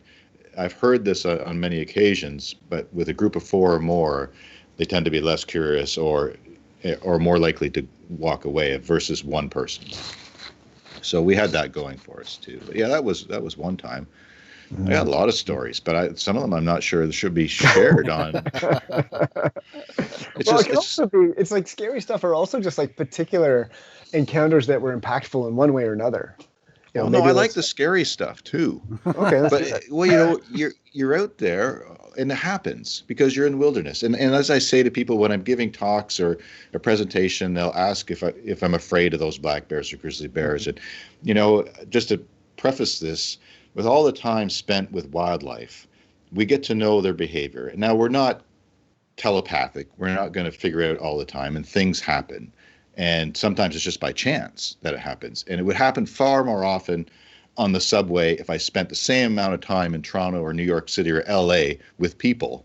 There would be incidents happen, in my mind, far more frequently than in the wilderness. But things do happen. Here's a funny story, a grizzly story as well. A very good friend of mine, Bob Schilleroff from Seattle area, was on a trip with me. We were camping in the interior of Alaska, and we spotted a band of caribou bulls maybe 3/4 of a mile away. And the way the open country rolls there is you have these plateaus, and then they drop down, and wherever there's a bit of an incline, you get these alder thickets, as Ron was describing. You have to pick a game trail to go through these. Otherwise, you're going to spend 10 times the amount of time to get through them and may not come out the other side with your clothes still on or a camera in your hand. So you pick a game trail and go through. Now, my friend Bob, he was getting his gear ready and said, go on ahead. So I went a little bit ahead of him. I don't know why. I guess it was the excitement. It was one of my first trips. But I went down the first section of alders. I went through on a game trail. I found some depressed areas where an animal had been bedded. Now, when you're in bear country, you talk, right? These caribou were a long way off. I wasn't going to spook them by talking. So I was telling myself a story loud enough that any bear that might be in there would hear. I didn't see any animal at all going through this alder patch. So I walk across the clearing. So it's like a meadow on the tundra for maybe 70 yards or so. And I stopped and I waited for Bob to come out of the alders so he would see where I descend through the next group. And he comes out and he's talking and he just stops and he looks at me with this really strange expression on his face. I'm like, okay. So I actually waited for him to catch up and he's like, how did you get over here? He said, you were right beside me in the alders. I was talking to you the whole way. I saw you moving. And so there was something in there with him, presumably a bear. And so, yeah, great guy. Love him. But yeah, we did the rest of the hike together down to the caribou and found them. But things like that happen. And there was nothing bad out of it. I mean, I've had those encounters too, but I won't hog the microphone. That was a good story and a funny one, so I'll stop there. Yeah, oh, that's great. I love that. For me, it's been with elk. I don't know why. I've been charged probably. Well, maybe I shouldn't say this. I've been charged by elk about 4 or 5 times. But the specific situation I was in, I've never been hurt. You need to come to Canada. That number will change. Yeah, I'm sure. Sure. But yeah, you're right. But I'm saying it's not that bad. Don't be embarrassed. It's always exciting. Oh, it's always exciting, right? I mean, it gets your blood going, and you're like, "Woo, boy!" But anyways, I've been fortunate to never have been harmed. The situation I'm thinking of specifically, which was a really exciting experience, was one of the first times I was able to experience a true rut fest, or the situation when it's that day of the year where the most cows are in heat. There are 6 or 7 mature bulls in the area, and they just decide that it's time to decide who's in charge. So me and a friend of mine, Harlan Cooper, he's a friend of the podcast, been on the show before. We were out in the meadow photographing these elk, and this situation unfolds. And we're in a meadow, and we're 150 yards from any kind of cover at all. There's no trees, there's nothing. And we end up being in the middle of the cows. The cows start to mill around and move, and as we're photographing and stuff, we're not paying close enough attention. And next thing you know, we are in the middle of this group of cows. And the bulls decide it's time to decide who's boss, and the mayhem breaks loose. And at first, we're trying to photograph the situation and realizing that it's so close to us that there's really no point in trying to photograph. So we step back and say, okay, well, let's just kind of watch this unfold. Well, as it starts to unfold, we're having bulls literally locking up and fighting within feet of us. And we got to the point where we're just kind of standing by our tripods and just like trying to like be as skinny as possible and not catch any attention. And what's crazy is this is all unfolding. There's still moments of that where it's playing back in slow motion in my mind, where the bulls are locking up and then they break up, and then 2 other bulls, one bull that was fighting turns and locks up with another bull. But the entire time, as you guys know with your experience with wildlife, those elk see you and they're paying attention to you. Even though they're worried about fighting and the cows and everything else, they're still keeping an eye on this weird thing that's out there in the meadow with them that they're not used to seeing or whatever, right?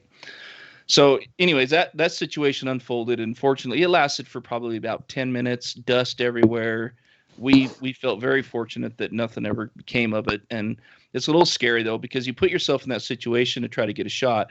When that kind of situation happens, all it takes is for one of those bulls to decide that you are a threat to their cows, and they mistakenly come at you for a brief moment thinking that you're one of the bulls trying to take a cow, and it only takes a moment and then it's over, right? Because it could be that significant and that serious.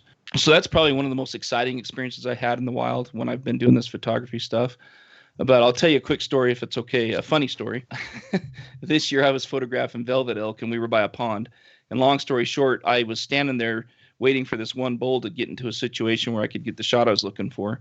And I heard something behind me, and I turned around and looked, and there was a small raghorn bull that had come up behind me. Well, this is right about the time of year where the velvet's starting to kind of harden a little bit. They're getting kind of, they're starting to feel like it's fall's coming. They're going to start rubbing their velvet here pretty soon. And this little bull decided that he was going to push me around. So he literally started kind of walking towards me and putting his head down and kind of testing me. And so I kind of had to yell and scream and wave my hands at him and said, hey, get out of here, And I lifted up my camera and I walked back up the bank. I got away from him. But as I was doing this, there was a gentleman that was down by the lake photographing a different situation, and he took a couple photos of it and thought it was funny and yelled back at me and says, "Hey, haha, I got some shots of that." And I'm like, "Yeah, cool. I bet you did. Awesome." Well, the elk heard him yelling at me, turned and looked at him, and headed his way. Huh. So he ends up, long story short, pushing There's this a guy. video of this, isn't there? There's a video. I probably can't all show over it. Instagram. Probably yeah. can't show it because I don't have his permission, but there's a video. So I turned into the camera and I got video of this situation where this young bull went down and harassed him and pushed him into the pond. And literally, he was waist deep in the water trying to keep his camera dry.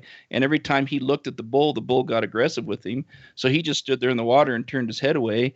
And the bull finally got bored with him or whatever and walked away. And then the guy came back up. But I mentioned to him that I might have a video of the situation that he might find funny, but he wasn't laughing at the time. But anyways, so it's you just never know what you're going to experience. That's part of the fun, right? So absolutely, and things will happen eventually. You spend enough time out there, things happen for sure. So I'm curious to hear, Mark and I talked about maybe discussing like your favorite species, your favorite locations. Now, I'm going to guess for Mark. I mean, I'm going to guess he's going to say caribou. And I'm going to guess he's going to say, well, either Alaska or Newfoundland, but I don't know for sure. Mark, am I getting close? They're among the favorite. I can no longer select a favorite species. Yeah, that's a tough one. I enjoy elements of all of them. Moose, obviously, I have a little bit of a thing for moose. And when the whitetail ruts on and pre-rut with fall colors in eastern Canada is beautiful, and they can be so elusive and there's a big thrill to that, and it goes right back to my beginning. I love filming bears, elk. The elk rut is fantastic. The activity, the biology, the behavior, the weather, the seasonality, and the variation from the beginning of color through frost and some snow flurries through that. And then there's caribou. I like caribou because not as many people spend time in caribou country. So it's often, and where I find myself, it's often quieter. And so it's a more intimate experience. I mean, you can get back in the woods with a bull moose or an elk, or, end up with a bear somewhere. Things happen. But caribou are something where if I can find a group or a band of caribou, I can spend the whole day with them. And if they don't move too far, it could be many days, and have the opportunity. So in recent years, I've enjoyed that opportunity because I can work the situation, the various lighting, the behavior, and so. But I cannot pick a species any longer. And I don't try to, and I don't try to pick favorite images either that way. I can tell you his favorite though, Tim. That's great. It's called charismatic megafauna. Yeah, that's Mark's favorite. In that category. Yeah. That favorite category then. Yeah. They all resonate, all those species. I mean, a wolf opportunity, things, all that's magical. It just completes the northern ecosystem for me, is their presence. And I feel most alive when I'm in the wilderness with one of these species. Yeah. And on rare situation, too. Once upon a time, a black wolf was trying to separate a calf from its mother moose cow in Alaska. In film days, I couldn't photograph it, but I could watch it through binoculars and, stuff like that. Anyway, phenomenal. That's where I'm happiest. Yeah. No, I often wonder about that, though, if we were all living in Africa, I wonder if it would just be the African species. Would it be the elephants? Would it be the lions? Would it be, I don't know. I think leopards, jaguars. No, jaguars aren't African. Leopards. That's right. Yeah. Leopards and cheetahs and lions. And I don't know. I found myself the other day watching some special, I don't know, this COVID thing. We're all watching a lot of TV, right? Because you're just on Netflix, and I'll just watch all the wildlife programming. And I've been to Africa a couple of times. A couple of times to shoot for somebody else. So I'm just shooting video. So I'm not getting all my own stuff. And then a time or two for my stuff. And you get over there with those animals, and you just get that same feeling. But knowing that we can't go there all the time, I think that then it just falls off the list. I think it'd be real easy to have the elephants or have the the lions or have the sable or whatever's over there be your iconic species. But since we don't get a chance to do it, that's probably why. And I think for us in North America, it's the northern regions offer the most iconic, whether it's moose, caribou, or elk or that sort of thing. I don't know. Because I think it's hard. I think it's this. I would have the same answer you had, Mark. But it's interesting though, right? You scroll through, like, there's some people who are like, and I really admire these people. There's some people I've encountered on Instagram who they just do songbirds or just like warblers, and their stuff is like, photographing warblers is tough. Photographing a moose by comparison is a piece of cake, right? And some of the stuff these people What? no offense to any of us, because we've all been. I see the bus coming. Oh, just got thrown under. No, that wasn't directed at you, Mark. No, I know. I'm but just why not? running with Let's it. just aim that at Mark. Well, you're right. No, they're small and fast, and they can go anywhere quickly, right? Yeah. But there's some people who get really focused on that, and I'm kind of with you guys. It's the grand picture of the life that you want to sort of immerse yourself in, right? And I don't pick favorites either, but some people do. They pick a more narrow suite of favorites maybe than others do. But how about you gentlemen down there, Ron or sorry, yeah, Jason? Ron. I'll go ahead. Really quick for me, I would have the same answer. But if you'd asked me that question 4 years ago, I would have very quickly and very easily said elk. But as I've progressed in this and seen the opportunities and learned more, it's really hard to pick. And every single critter I've photographed or had the opportunity to photograph brings something different. And what I found that's really fun and exciting is that I'll use the lizard example. I never in my wildest dreams figured I would even take the time to photograph a lizard ever. Right. And it's one of the funnest shoots I had last year. Cool. Shooting lizards in the desert in May or whenever it was. And I was a I'm going to do it again this next year. And I already have shots in mind that I want to try to capture, and I'm excited about it. And that's what's cool, is that there's something every time of the year, every month of the year, every week of the year, if you really look, to photograph and to learn. And the cool thing about it is every time I've done it and photographed a new species is the time I spend, I learn something new. And I learn more about that critter. And I might start to go do research on that critter and try to understand more about their behaviors and their habits, and see some images out there that go, oh, that's a cool image. I think I want to take that and try to make that my own, or. But anyways, that's probably would be my answer now, is very similar to what these guys said. But 4 years ago, I'd have said elk without a question. Yeah, that's neat. It's funny when you talked about lizard, reminded me, like, one of the things I was up to last spring during the height of the sort of beginning of COVID was where I live, in the springtime, the salamanders come to these ponds in the forest, these ephemeral ponds, and they come in mass for, a week or two maximum in the spring to breed. And I thought, well, that would be a fun photographic challenge. And I won't get into the, I tried everything, trying to do it underwater without a housing, using a fish tank or whatever, and trying to do split shots with like a GoPro housing that was Jimmy rigged so I could put my SLR in there. I tried everything. And it was a complete failure, but by God, it was fun. And I'm just like you. I'm going to go back and I'm going to do that again this spring. Yeah. It was really fun. Ron has a camera condom for you that'll work for that half in, half out stuff. He'll send it. Oh yeah, is that one of those Outex things? Outex, yeah. Yeah. Have you been using that?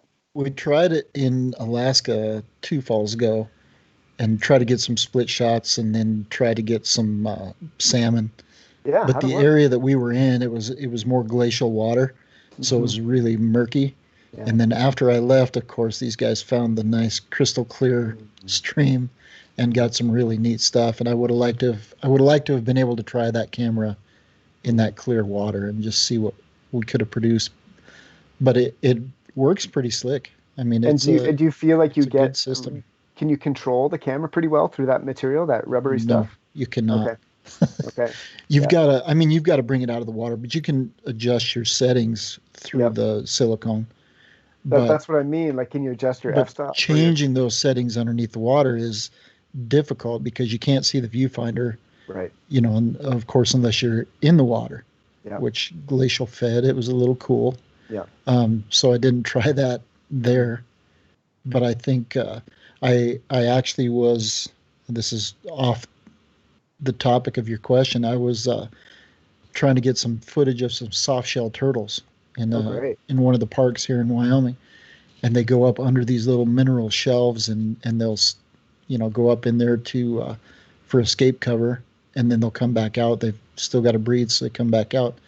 And I think that is another really good opportunity to utilize that Outex. And I think it would allow you to get the mineral shelf and the turtle. I got some good GoPro stuff of the turtles, but I think next year it's going to take about 6 GoPros.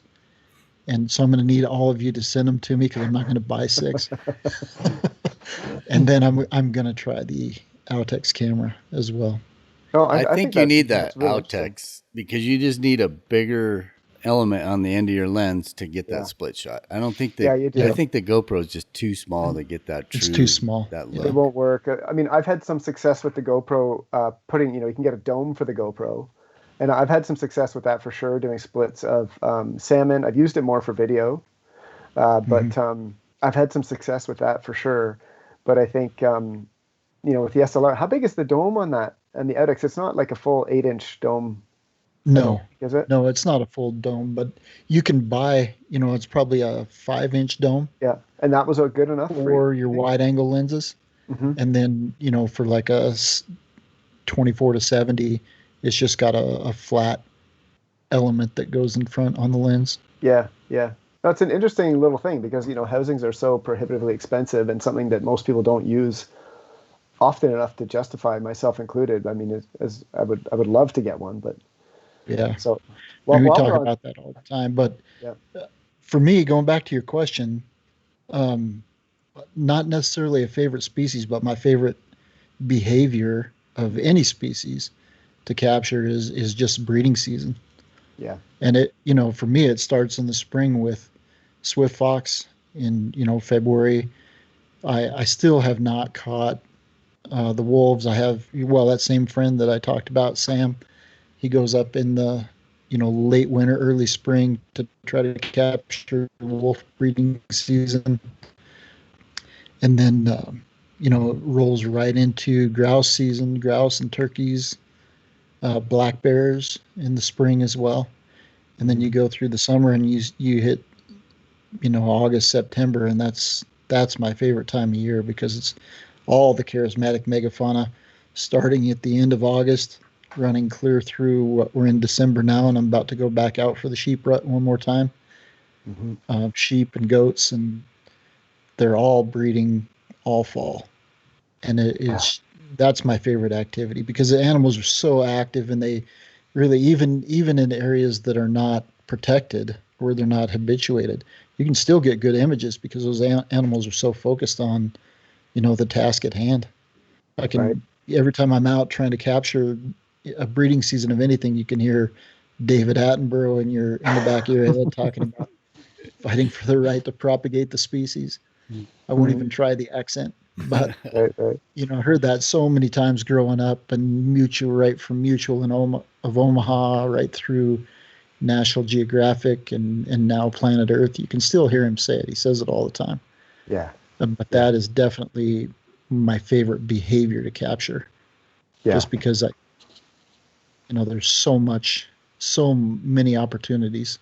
Can I add something here real quick? Did you guys watch the Octopus Teacher on Netflix? Yes. But that's on the list. Everybody's told me you have to watch it. I think that's I loved it. Yeah. And I mean, look how much that guy learned. I mean, it's just as incredible, and it's just amazing. So that's kind of like my process this next year, actually being inspired by that. It's like, what can I choose? Do I need to spend 40 days with moose again? No. I think, can I find some species where you can spend that kind of time? Is it a bumblebee? Is it a wolverine? Is it I don't know. I don't really care, but to spend that kind of time with one species, I think you could just document some stuff, which he learned on that show, right? Or that documentary. It was just awesome. If you haven't watched Octopus Teacher, it's definitely worth I don't know. What was it, Tim? It was only like an hour and 20 minutes or something. It's an hour and a bit, and it's great. It's all those things you said. I mean, what he did was like he just immersed himself in the environment of this animal, right? And I got the feeling like he wasn't even trying to document it at first. He was just observing, and then he got the camera later on. And I mean, the one thing that struck me on that is, I don't live on the West Coast anymore. I miss the ocean dearly. And watching that, my God, all I wanted to do was swim in the ocean. All I wanted to do was get a mask and flippers and dive down underwater and just see that other world that's down there. And I think just the fact that he immersed himself in that world, so intently with such intent for so long. I mean, there was something really magic about that. And I think, I think you kind of can't lose. Anything you pick, if you dive into it like that, something will be revealed to you, right? It's neat. And so that's actually something I wanted to ask you guys. Like, so Michael's already started on this, but are there any particular projects you guys have on the horizon that you're excited to sink your teeth into? Maybe those are things that you couldn't do this year because of COVID, or something you've had on the back burner for a while that you want to dive into. Maybe it's a couple of years ahead of you or something, but is there any pet projects, or maybe you don't want to reveal those? I don't know. Maybe those are secrets. Well, just being inspired by the people that we've had on the show. Yeah. That's one of the best parts of doing this podcast is that we get to visit with so many people. And a couple of the guys, it's no secret I'm a big Jacques Cousteau fan, marine life, and a couple of the guys, Jorge Hauser and Eli Martinez, those guys do a lot of the shark diving, and so that's one thing that I'm definitely going to. I'm going to be out with one, if not both of those guys at some point in the next year or two. So, Ron, did you say you watched the Octopus Teacher? Or no, you haven't. No, I haven't yet. Oh, well, then you're going to blow a gasket. On the list, yeah. No, for sure. And it's crazy. Just this goes back to what we talked about in just observing wildlife, and not just in that 2 weeks of the year that you're out, as a sportsman. But when you get out and observe, you just get to see the intelligence of these animals, and you get to see the daily life. I mean, we were in the Canadian Rockies photographing bears a couple springs ago, and this helicopter came over, and there was a sow grizzly with a 2-year-old cub that was still with her. This helicopter came over, and the cub spooked. And you always think of grizzly bears as these rough, gruff, mean, eat everything that gets in their way animals. Well, the cub spooked, ran up into the edge of the timber to find some cover. Well, she coaxed him back down, and when he came down, he stood there, and she just laid her head right on his back for probably, I don't know, 3, 4, 5 minutes. Oh, wow. Just to comfort him. And those are the kind of things that you don't see. And those are the kind of, the Octopus Teacher kind of makes me think of that, because octopus are very intelligent creatures. And there's lessons to be learned, from everything. And I think that the opportunities that photography gives us to go out and just observe, most people will never have that in their lifetime. And I think how unfortunate those people are. Mm-hmm. Mm-hmm. What are they missing out on? But that's what's great about the work you guys do, is sharing these stories for people who can't. I mean, there's a lot of people just can't do that. I mean, that story you just relayed there about the bears, I mean, it's fascinating on so many levels, right? I mean, it's an amazing observation, but it also speaks to not only the intelligence, but also perhaps the emotional lives of these animals, right? And I think it's fascinating when the more time you spend out there, the more stuff you see, and those subtle nuances only appear to you after you've spent considerable time in the field, and that's really neat. So anything you guys, maybe you guys are keeping your cards close to your chest, but is there any particular projects or places that you want to take on in the next little while, or do you want to leave that? I'll go. I missed out on some stuff this year because of COVID, and I had a couple trips planned to Alaska, and I'm hoping that this next year I can make those happen. I'm an open book; it doesn't matter. I don't have any secrets. I've wanted to get up and shoot bears in Alaska, grizzly bears, fishing bears, things like that. That's been something I've always wanted to do, and I know it's been done a million times over, but I want to go get my own images. And for the experience. You want the experience, right? It's absolutely. Right? It's like, sure. Absolutely. Like, it's not just about the images there. I mean, being around a salmon stream is, that's a powerful experience. Yeah. Just being there. Yeah. You don't need to justify your desire to do that to anybody. I mean, that is. Yeah. there's so Yeah. many people who just wish they could. Yeah. And I feel very fortunate I'm able to do it. So hopefully with COVID, I can make that happen this next year. And then Moose, is another one that I'm trying to make happen next year too. But along with all the other, charismatic megafauna that are around that I can go chase to. But those are probably the two things I have coming up for me that I'm excited about. But Right. Yeah. There's this other guy that I want to go out with too, but they don't allow Americans currently. What's his name, Mark?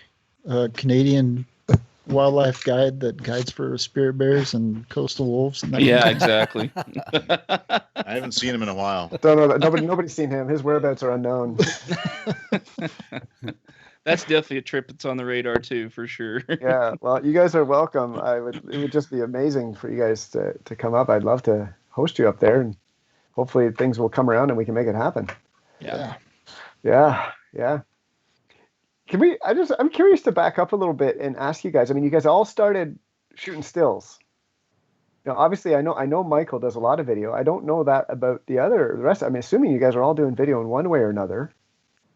More all the time. Yeah. Is that something you guys are all doing more of all the time? Yeah. They have R5s. So we're not talking about video. Right. So you guys are both. I know Ron. I saw Ron on Instagram. You posted you got an R5. I did. Mike's got one. I know. And I'm still not a fanboy. Oh, not yet, eh? Oh, that's I've interesting. been pretty vocal about that. Yeah. Okay, interesting. I've had too many shoots where it's like 50% on the autofocus, and I'm not happy with that. Stills or video? Which situation? Stills. Stills. Okay. Yep. Oh, Okay, Ron. I have an am going R5 to as call well. Harlan. No. Don't Oh, you call did? Harlan. Just did you do the update on the firmware? Yes. Okay, because I did that and my problem went away. Okay. Well, I haven't shot anything since I did the update. So Come on, man. Holy moly. for as much as I paid for that camera, everything should be in focus. Well, and I'm not arguing. that's funny.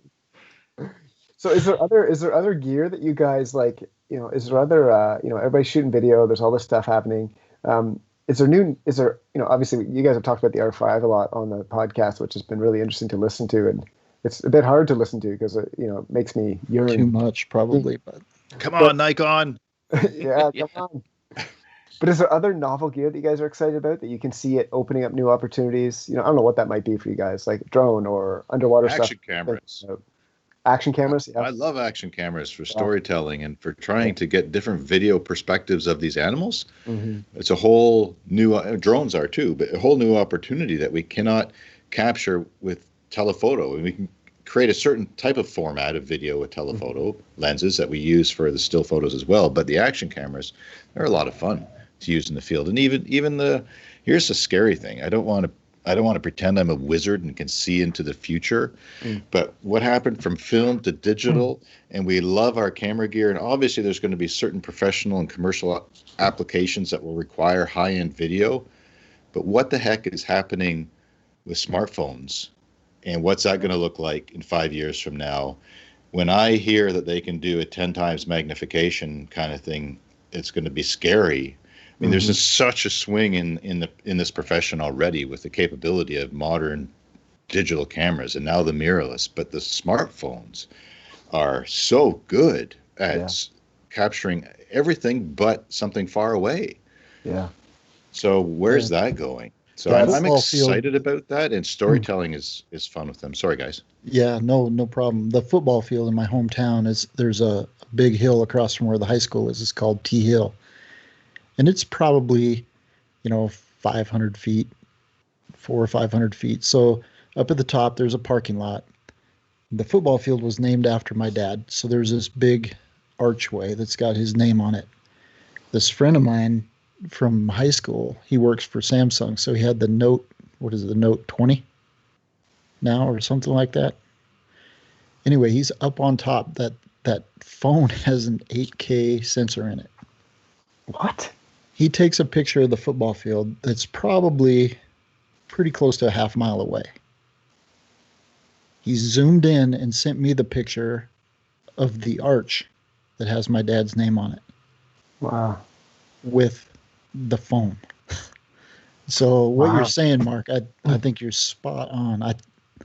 The technology I think that's coming is nuts, and we're not going to need interchangeable lenses anymore. At some point, Yeah.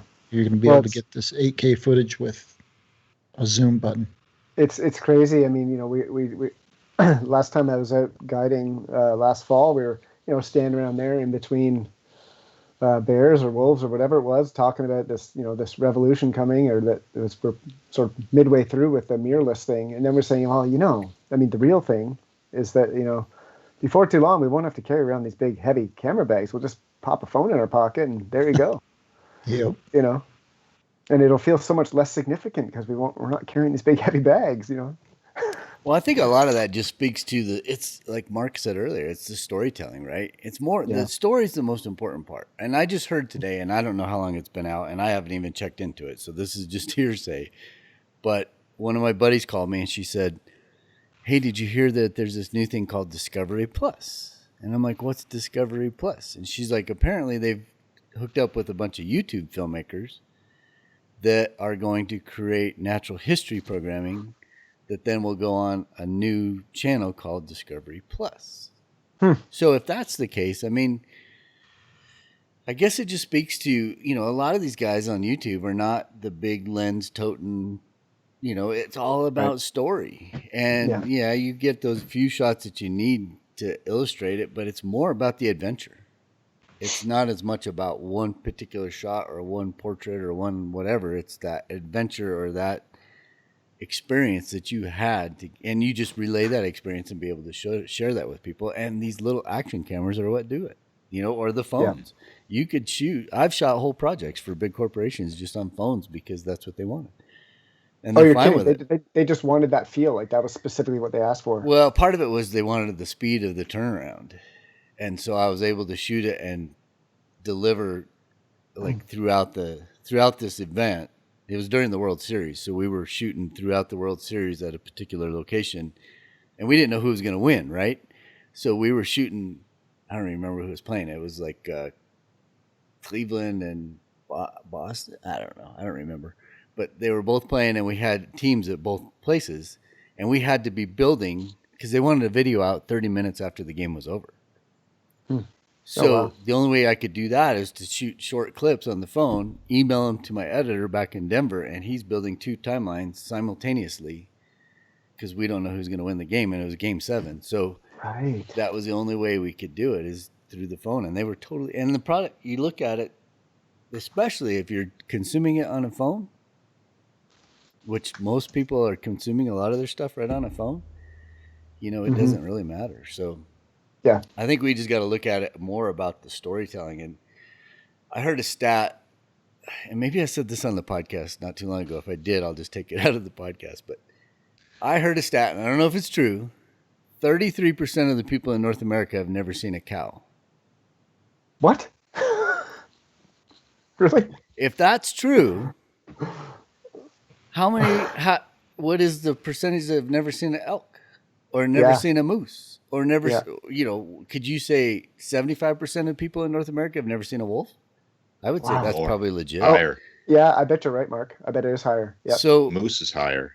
Yep. So if you can come back with stories of some of this stuff and educate, and you know, I don't care if it's a dot. If it's a dot, and you're still, they can still see it. That's more important to me than, you know, I don't care what camera I got as long as I can tell that story. Yeah, that's really interesting. You know, I don't know if you guys follow somebody I stumbled upon on Instagram, Camera Pros. You see those guys? No. Camera_pros. And they show you, just like sometimes they'll show you a bit of behind the scenes about how they're going to do a shot or how they're doing the shot. And then they show the shot, little videos. And they use any kind of camera. Sometimes it's a red, sometimes it's a phone. And you just look at what they're capable of doing. It's like, if they didn't show you what machine they were using, you wouldn't know if they were using the phone or the red camera, because the stuff they're pulling off is amazing. It's worth taking a look at. It gets the creative juice flowing to look at what these guys are doing. It's pretty amazing. Yep. Yeah. No, well, I think there was some stuff very early on. If you guys have followed Chase Jarvis, I think he was one of the first guys out there that was, what's the best camera? It's the camera you have. Whatever you have is the best camera. It doesn't matter if it's a phone, if it's a GoPro, if it's a big DSLR, if it's a Red. It doesn't matter. Just if you got a camera, that's your best camera. Just make something happen. Tell that story. Yeah. Sure. But do you guys ever mess around with sorry, Mark, go ahead. No, I was just going to say the ease of editing and piecing together on the phone, everything can be done one-stop shop. Like you say, if it's being consumed on a phone, it's just revolutionary. I mean, it's same idea. If you stop and think what the life was like before the internet, stop and think about what these little things are capable of now. I mean, obviously it explains why most of the world's addicted to all aspects of them, but what they're capable of now, what's happened in the past 10 years, what's going to happen in the next 10. So yeah, it'll be curious. We'll be talking Wild and Exposed years from now, and will we all just be carrying something small like that and storytelling through that, or the hiking would be so much easier. Imagine, right? Yeah, imagine. Yeah. But where would we get the sense of accomplishment if we're not carrying More a big miles. It's the story. It's the quality of the story still. Oh, right. Okay. We're that's still, and to me, I think that's where the future's going. That's what I love to do is and the whole, one of the things that initiated this podcast was sharing the adventure with people who can't, for all kinds of reasons, necessarily live it as frequently or if ever as much as they'd like to. Whether it's due to careers, due to family, due to physical restraints, due to age, due to lack of knowledge, to share those stories, that'll never go away. So it's just the creative hardware that we tell it through is changing at light speed. And it's exciting because of that, what the capabilities of. I mean, again, the high ISO and what the storytelling through phones, just have to shoot 4K on a smartphone, or what's next.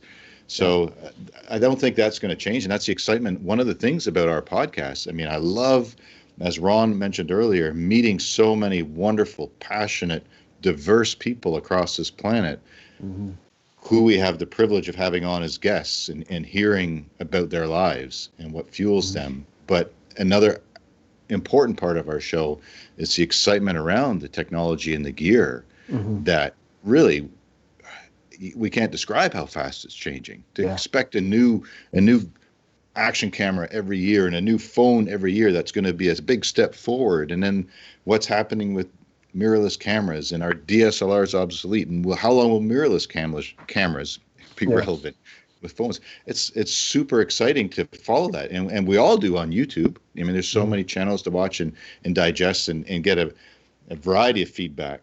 You're not just watching one, of course, because there's all kinds of influence out there, but there's never been a more exciting time to be in photography, the whole field, which is incredibly diverse, but then the wildlife nature component that fuels all of us individually. Phenomenal. Where is it going, guys? Yeah. Welcome to year 4.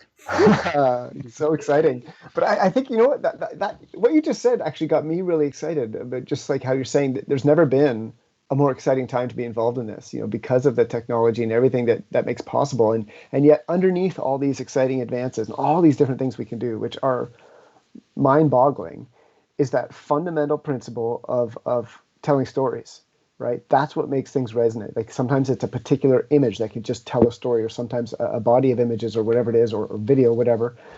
But I think that's that sort of fundamental part of human nature is storytelling. And obviously visual imagery is such a great way to do that, because humans are such visual creatures, right?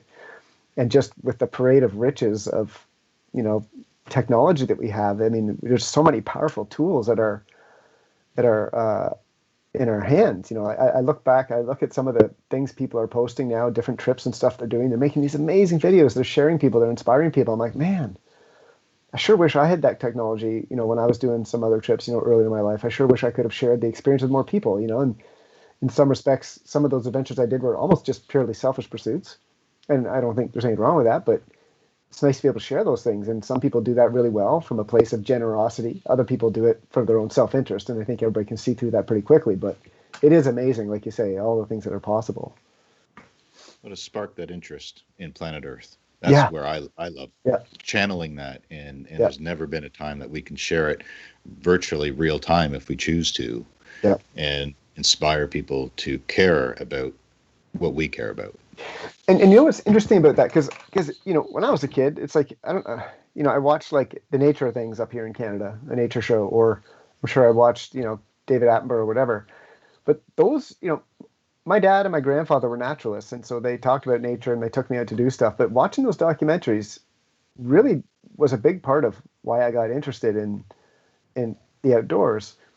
And now, it's not just the realm of the BBC and these big networks. I mean, anybody can produce something, right? It's like almost like there's way more people who can then have this influence on the populace and put nature, under their noses. And that's exciting for those of us who, at this state in the history of planet Earth, we need a lot more people advocating for Earth. And I think it's great that we have people doing it. Technology is enabling that. Definitely. Yeah. YouTube. What happened? It used to just be a TV network, and the lucky few would have their show, and it would still be directed by the network and their interests and their marketing, et cetera. Not that anything was wrong with that, but now there's so much opportunity. And if somebody's creating great content with perseverance and passion and generosity, it will be discovered in time. Yeah. Yeah. No, that's great. It's exciting stuff. Well, gentlemen, I need to get going. Can we? We could talk all night, but maybe we need to wrap up. That exciting. We have. Yeah. Yeah. I mean, no, it's been awesome. It's fun to turn the tables, and it's fun to just talk about some of our. I think a lot of the stories we talked about, this come out in little bits and pieces, but never anything this comprehensive, which is kind of cool. Well, that's the thing. I mean, I've listened to your show a lot, and I really, really enjoy it. But I've often been curious to learn more about you guys and hear more about you guys. And I've said before, and I'll say it again. I mean, you guys are such gracious hosts, and you really listen, and you're there to support your guests, and you do it so wonderfully. And yet, you guys, have so much to say and yourselves, and so it's nice to hear from you guys, and I'm sure the audience is going to appreciate it. Hold on, before we go, I want to hear a pro tip from Tim. Oh, nice. Pro tip from me. There we go, right on the spot. Yeah. Oh. You're out there doing all that guiding. You got to have something in your hip pocket that's like, I never thought of that. No, I have a. Yeah, I'll think of a really good one in 2 days. As soon as we're off, yeah. 2 days from now, I'm going to think of a great one. All right. Well, then we don't have to put you on the spot. You can email it to me. I'll put it on the show notes page. That way somebody has to go look at the show notes page to get your killer pro tip. I'll throw one out there. Because, in when I'm guiding, you get people who are in many, many different stages of their photographic journey. Some people who are just amazing photographers, and some people who are just learning. And so this is a pro tip for more the people who are just learning, because for some reason, something I encounter, and I'd be curious to know if you do too, is that a lot of the folks are just learning. Maybe it's their first camera, it's their first time they've got like a telephoto lens or something. For some reason, they all have it in their head that like you got to be really, really careful with your image quality, and you can't bump your ISO up too high. You got to be really careful. The quality won't be good. And I just see it over and over again. These people take blurry images because they're too worried about bumping up their ISO, and so their shutter speed is just too slow. And then they think there's something wrong with their camera, or they think they just don't know how to process things afterwards in Lightroom or whatever.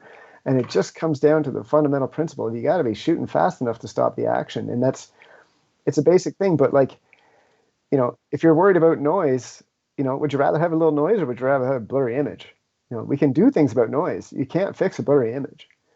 And so, that's a basic thing. But for a lot of folks starting out, like, just don't limit yourself to your ISO, especially with these modern cameras. You can get away with an awful lot. Expose to the right, capture as much detail as you can, and you'll be so much further ahead than if you try to shoot at lower ISOs and a slower shutter speed when you're shooting wildlife action. I like it. That's a good one. Okay, well. See, you had it in you. If you didn't, Michael's got some for sale. Yeah. Yeah. Well, guys, thanks for the opportunity. It's been so great to sit here and chat with you. And, I've said it before, I've always wished that we could sit down and have a beer or a cup of coffee together. And this is as close to that as we can get right now. So it's going to happen after COVID. Thank you. Absolutely. Yeah, let's make that happen. Yeah. Hopefully on the West Coast. Yeah. If we ever let you up there. That'd be awesome. Yeah. Well, thank you very much, Tim, for making this a very interesting launch to 2021, our fourth season at Wild and Exposed. To the guys, Michael, Ron, Jason, myself, We are so grateful for the 3 years that you've all been on board. For those you've just found us, come on, we're moving on to our new year. I hope that 2021 is a heck of a lot better than 2020 as far as health and stress and what we're all able to do. Either way, let's get into the outdoors or get out to the outdoors and enjoy the wilderness, fresh air. There's no better therapy or place to find peace of mind. You can find Tim's information on today's show notes at wildandexposed.com, and you can find more of our work on Instagram and Facebook at Wild and Exposed, as well as on our YouTube channel. Our audio podcasts go up every Tuesday, and our videos on Friday on YouTube. You can watch there. You can see that this whole podcast, Jason and I have been wearing our beanies, our toques, which Michael worked hard this year on creating a store. And the products, honestly, we ordered this stuff. We're testing it, and it's good. These are warm. Too warm to wear inside for a whole podcast, Jason. Agreed. But we got through it. Check it out. Support our podcast. Thank you for listening. Lots more to come. We can't wait to bring you all the content that's planned for this year and some more phenomenal guests. Thanks again, everybody. You've been listening to Wild and Exposed Podcast. Thanks for tuning in.